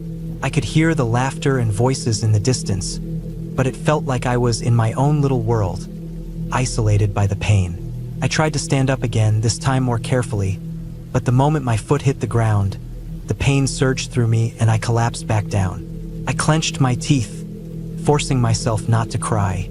I was the oldest, I had to be tough. Crying would only make it worse. I couldn't be the one to show weakness. So, I limped to the group, taking it slow, trying not to let them see how much pain I was in. When I finally caught up to them, I collapsed onto the ground and looked at my ankle. It was swollen and it was getting worse by the second. I tried to move it, but the pain was unbearable. My counselor, who was about 17 at the time, walked over. She looked at me with concern, but she didn't say much. She was a little overstrained herself, trying to manage everything and everyone. She didn't know what to do, so she called Mark, our camp leader, to come and look at it. We sat there for what felt like forever, waiting. The rest of the group was still finishing their task, unaware of what was happening with me. I stared at the ground, trying to stay calm, trying not to panic, but my mind was racing. I had to get back to camp. I had to be okay. What if this meant I had to leave? What if my parents found out and I had to go home? I didn't want to leave. I didn't want to disappoint anyone. When Mark finally showed up with another counselor, they both looked at my ankle and decided that they needed to get me down the hill. The other route would have been 2 kilometers long, but the one we took was much shorter, only 5 minutes away by foot. The problem was that I couldn't walk. I was in too much pain to even stand, so they decided to carry me. I don't remember much of the walk down. I think I was in shock. My mind was fuzzy, my body exhausted. I had my eyes closed most of the time, trying to block out everything around me, but the ride was anything but smooth. The path was rocky and uneven, and every bump seemed to send a shock of pain through my body. I could feel the cool breeze against my skin, and I heard the sounds of birds chirping and leaves rustling, but it all felt so distant. I couldn't concentrate on anything except the throbbing in my ankle. At one point, we came across another group and we stopped to rest. My friend was with that group, and later, she told me that I wasn't responsive at all. I didn't react to anything they said. I just stared straight ahead, blankly. Felt like I was in a dream. Nothing seemed real. The next part of the journey was when I started to panic. We had to cross the creek again, and I knew that wasn't going to happen. The water was moving faster now, and the rocks were slippery. My 2 counselors were exhausted from carrying me, so they switched out with 2 others. I was scared, I'll admit it. I didn't want to fall into that water. I didn't want to make things worse for myself or for anyone else. I just wanted to get to the car, get to the hospital, and know that everything would be okay. Eventually, they managed to get me into the car, and we drove to the nearest hospital. I don't remember much of the drive. I was so focused on the pain in my leg that I didn't really pay attention to anything outside the window. The city was much bigger than the camp area, and it was so different. The noise, the people, the lights. It all felt so overwhelming after the quiet of the woods. At the hospital, they did the usual tests. X-rays, checking my pulse, asking me questions I didn't really want to answer. I just wanted them to fix my ankle. The doctor looked at the results and casually told me that I had torn my cruciate ligament. It was bad, he said. I needed to give myself injections in my belly every day to manage the pain and prevent further complications. I was shocked. I thought it was just a sprain, but it was so much worse. My mind raced. I was going to be stuck on crutches for the rest of the trip, and I felt a heavy sense of guilt. I should have been tougher. I should have been stronger, but there was nothing I could do now. When I returned to camp, I was given crutches to help me get around. It was a strange feeling, being the one who needed help for once. I wasn't used to being dependent on others. The counselors had to carry me sometimes, or help me move from place to place. It was a weird experience. I'd known these guys since I was 11, but being carried like that felt so foreign, so vulnerable. I didn't like it, but I stayed. I stayed for the rest of the week, despite everything. It wasn't easy, but I was determined to finish what I had started. My parents never fully realized how bad my injury was. They thought I was just being dramatic, but it was real. It was terrifying. By the end of the week, I had learned something that I still carry with me to this day. Life is unpredictable. You can be strong one moment and helpless the next. You can't control everything, no matter how much you want to. I learned to accept help when I needed it, to rely on others when I couldn't do it alone. And that's a lesson I'll never forget.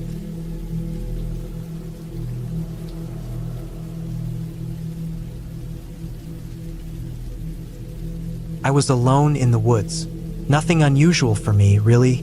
I'd spent the weekend at the same campground before, in the middle of nowhere, with nothing but the trees and the occasional sound of a bird or a squirrel darting across the underbrush.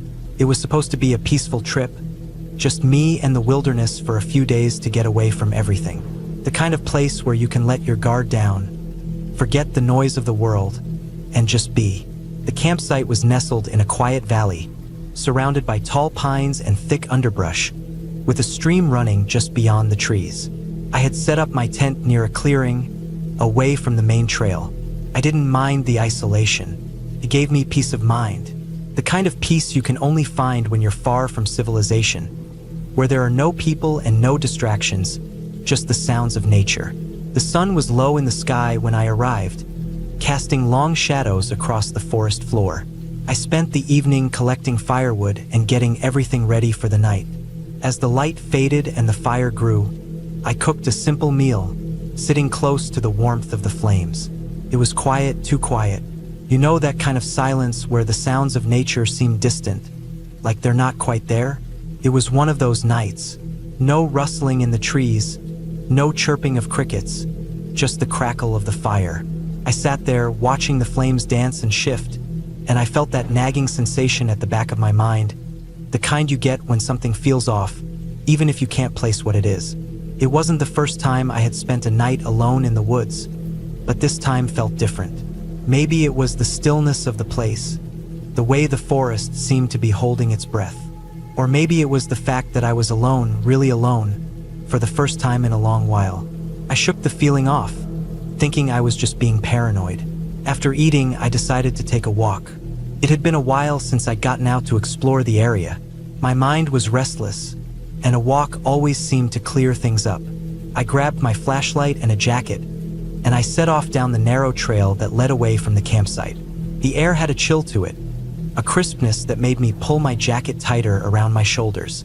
The path was well worn, and the trees formed a dense canopy overhead, blocking out most of the moonlight. The flashlight beam cut through the darkness, illuminating patches of the trail in front of me. I walked for about 20 minutes, just lost in the quiet of the forest, when I noticed something odd. There was a slight disruption in the underbrush to the side of the trail. Something looked out of place, like the foliage had been disturbed. Caught my attention, but it wasn't anything that would have set off alarms. Still, something in me urged caution, so I approached slowly, keeping my flashlight pointed down to get a better look. When I pushed through the branches, that's when I saw him. At first, it didn't register. I just thought it was some animal, maybe a deer or a raccoon, but then the flashlight beam landed on him, and my heart skipped a beat. He was lying there in a crumpled heap, face down. The body was sprawled across the forest floor, arms twisted unnaturally to the sides. His legs were splayed awkwardly, one bent at a strange angle. I froze. My brain struggled to process what I was seeing. I took a step back, then another. This wasn't right. This wasn't an animal, not even close. It was a person, a man, maybe in his late 30s or early 40s, dressed in a t-shirt and jeans that were torn in places, as if he had been dragged through the underbrush. His skin had a sickly, pale hue to it, and his face was streaked with dirt, his eyes wide open but glazed over. There was no sign of life in him. His mouth was slightly open, and there was something dark around his lips, a dried, crusted substance that I didn't want to think about. My breath caught in my throat, and my mind raced. I had no idea who he was or how long he had been there. My first instinct was to turn around and run back to camp, but something held me in place. I couldn't just leave him there. I had to make sure he wasn't still alive, that he wasn't just unconscious. But I knew deep down that was a lie I was telling myself. He was gone. I knelt down beside him, cautiously, trying not to touch anything. The forest seemed to press in around me, the air thick with the scent of decay. It wasn't just the body. It was the smell of something foul, something that had been left to rot in the damp earth for too long. I could feel the hairs on the back of my neck standing up as I reached out, hesitating just a moment before gently pushing his shoulder with the tip of my flashlight. His body was cold, colder than it should have been. He had been there for a while. I stood up quickly, a chill running down my spine. It was hard to think, hard to focus. The only thing I knew for sure was that I needed to get out of there. I needed to get back to camp and call for help. But there was one thing I couldn't shake. The way he had been left, sprawled out like that so deliberately. It wasn't just a random death. It looked like he had been placed there. Someone had done this. I backed away slowly, my heart racing. Every instinct in my body screamed at me to leave, to run, but I couldn't. I had to make sure it wasn't someone I knew. Maybe he was just lost, an unfortunate soul who had wandered into the woods and collapsed. But something told me it wasn't that simple. I couldn't just walk away. The path back to camp felt longer than it should have, the shadows in the trees shifting and stretching as if they were following me. The flashlight in my hand trembled, the beam wavering with every step. I was starting to panic, my breath coming in short gasps. I tried to keep calm, but my mind was filled with questions. Most of them I didn't want to answer. Who was he? What happened to him? And why the hell was he out here alone? When I finally reached the clearing, I ran straight to my tent, heart pounding, and locked the zipper behind me. I didn't care that it was just me out here. I didn't care that it was dark. I couldn't shake the image of that man's lifeless body lying in the woods. I sat in my tent for what felt like hours, too afraid to go back and investigate further, too terrified to sleep. The night dragged on, each passing minute feeling like an eternity. Eventually, the sun began to rise, and I knew I had to leave. I couldn't stay there another minute. I packed up my things as quickly as I could, my hands shaking the entire time. The forest outside was eerily quiet, the same quiet that had unsettled me the night before. I walked to my car, keeping my eyes on the trail, half expecting to see something, or someone, moving in the shadows. It wasn't until I was safely in my car, driving away, that I finally allowed myself to breathe. My hands gripped the steering wheel tightly as I navigated the winding road that led out of the woods. I couldn't get the image of that man out of my head, nor could I stop thinking about how his body had been so carelessly discarded in the forest, like a piece of trash left to rot. I didn't go to the authorities. I didn't report it. Couldn't. I didn't know how to explain what I had seen. I didn't have the words. Maybe it was fear. Maybe it was the thought that, in the end, it wouldn't have mattered. I'd seen enough death in my life to know that sometimes things happen, and you're left to deal with the consequences. But that's the thing about the woods. They hold secrets. They don't let go of things easily. And sometimes, no matter how hard you try to forget, those secrets find their way to you.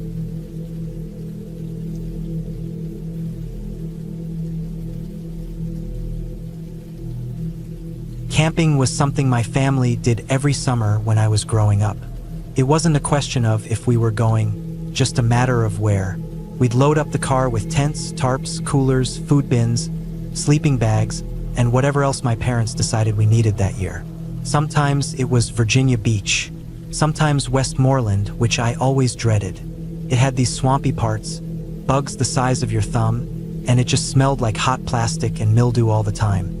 But then there was Assateague, which was a different kind of wild. You had the beach, the breeze, the salty air, and the ponies. Real, actual wild ponies. That summer, I think I was maybe around 9 or 10. Old enough to understand what was going on, but still young enough that things could easily scare me if they caught me off guard. We got to the campground in Assateague sometime in the afternoon. The sun was still high, the wind kicking up little bursts of sand in the parking lot. You could smell the sea even before you could see it, and I remember feeling excited when we parked the car and started unpacking. It was hot, humid, but the kind of heat that comes with a breeze that almost makes it feel like a reward. You sweat, but then the wind hits you and you think, yeah, this isn't too bad. We picked a campsite that was closer to the beach than usual. My parents liked hearing the waves at night, and I liked that you didn't have to walk as far to get to the water. There was a little dune just past our site, and from the top, you could see the ocean stretching out, endless and gray-blue, with sunlight flashing off the surface like broken glass. We brought 2 tents that year, a larger dome tent for my parents and me, and a smaller one for extra storage or changing clothes, or sometimes my older cousin if he came with us. But that trip, it was just the 3 of us.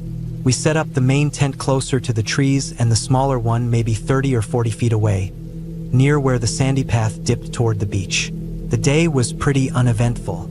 We grilled hot dogs, ate chips, and got sand in everything. I ran up and down the beach, chased a few crabs, and tried to skim stones into the waves even though the surf always swallowed them before I could tell if I was doing it right. The sun eventually dropped behind the dunes and turned everything golden for about 10 minutes before the sky started going purple and then dark. Campfires flickered around the other sites, and the air filled with the sound of wood crackling, people laughing, bugs buzzing. At night, the beach gets quiet. There's this stillness to it that's only broken by the wind and the waves. You don't get city noise out there. No cars, no phones, just nature doing its thing. That night, I remember the fire dying down slowly. My dad poked at the coals with a stick while my mom packed away what food was left. Then we turned in. I fell asleep to the sound of waves and the faint rustling of the wind tugging at the tent's rainfly. The fabric swayed gently in and out, like the whole thing was breathing. It felt safe, like being wrapped in a soft, warm bag. I always liked sleeping in the tent, even when it got cold, because it felt like a little house just for us. I don't know what time it was when I woke up, but it was still dark, the kind of deep, middle-of-the-night dark that feels heavier than just the absence of light. The moon must have been out, though, because I could see shapes and shadows inside the tent. At first, I wasn't sure what woke me. Everything was still. I didn't hear anything obvious. No crack of branches, no footsteps, nothing that would normally pull someone out of sleep. But I was awake, and I felt that creeping sense that something was just a little bit off. Took me a second to realize my mom was sitting up. Her sleeping bag was pulled back, and she was completely still, her back straight, her hands resting in her lap. She wasn't shaking me or talking, just sitting there staring. That's when I noticed her head was turned toward the mesh window of the tent. I followed her gaze and saw it too. There was a figure outside, right up against the tent wall, just on the other side of the mesh, maybe a foot away from where we were sleeping. It looked like a woman, an old woman, thin, with long hair that moved slightly in the breeze, almost like it was floating. I couldn't make out any features, just the outline in the moonlight. Her posture was bent slightly forward, like she was leaning in to see inside. I froze. My heart jumped into my throat and just sat there, thudding hard. I felt cold even though it was warm in the tent. I didn't know what I was looking at, but everything about it felt wrong. Like I'd woken up in a dream that was already halfway to being a nightmare. My mom didn't move, didn't say anything, just stared. I remember whispering to her, not loud, just enough to make a sound. But that was enough. The figure flinched, then moved, fast. Not like a person, not really. It was lower to the ground than I expected, and the way it moved, there was no sound of footsteps. Just this rustling, like brush being pushed aside. Then the shape was gone. My mom finally turned and looked at me. I don't remember if she said anything. I just remember both of us staring at the mesh, then out into the night. My heart was still hammering in my chest, and I didn't want to go back to sleep. Every shadow seemed sharper now, every noise louder. I heard a soft thud somewhere outside, like hooves on packed sand, and for a second, I didn't understand what I just heard. Then it clicked. My mom opened the tent and stepped out with a flashlight, and I followed, more out of fear of being left alone than anything else. The beam of light cut across the sand and trees, and that's when we saw them. Ponies. Wild, feral ponies, just casually making their way down the narrow path toward the beach. There were 4 of them. One had a coat so light it looked white in the moonlight, its mane long and tangled. That was what I'd seen, what we both saw. The old woman was a pony, standing close to the tent, probably trying to sniff around for food. Its long mane hanging down had looked like wiry hair. Its posture, hunched and strange in the shadows, had looked human only because my brain had filled in the blanks wrong in the dark. The campsite had been set up right across one of their trails. We didn't know it, or maybe we hadn't paid enough attention when we were setting up the tents, but that's what it was. The ponies were just following their regular path down toward the water. They weren't trying to scare anyone. They probably didn't even know we were there until they got too close. Eventually, we went back into the tent. My mom zipped it up, checked the snacks were packed away in the bins outside, and lay back down. I stayed awake longer, just listening to the ponies walking past, their soft hooves patting in the sand, the occasional snort or shake of their manes. I could still picture the shape in the window, the silhouette that had looked so much like something else. It was a long time before I fell asleep again, and even then, I kept waking up to the slightest sounds. But by morning, everything looked normal again. Just another bright, hot day on the island. The ponies were gone, probably grazing in the brush somewhere farther down. Our tent had faint hoofprints near it, soft dents in the sand like they had stopped and lingered for a while before moving on. We ate breakfast, packed up a few things, and went down to the beach. The water was cold that morning, colder than I remembered it being the day before. I didn't say anything about what happened that night, and neither did my mom, but I kept looking over at the trail, watching for movement in the brush. That night stuck with me, though, not because anything bad actually happened, but because of how real the fear had felt, even when the truth turned out to be something ordinary. It taught me how the mind fills in gaps when it doesn't have all the information. In the dark, a pony becomes a person. A shadow becomes a threat. Your own imagination can trip you up worse than anything else out there. And after that trip, we always checked where the trails were before pitching our tents.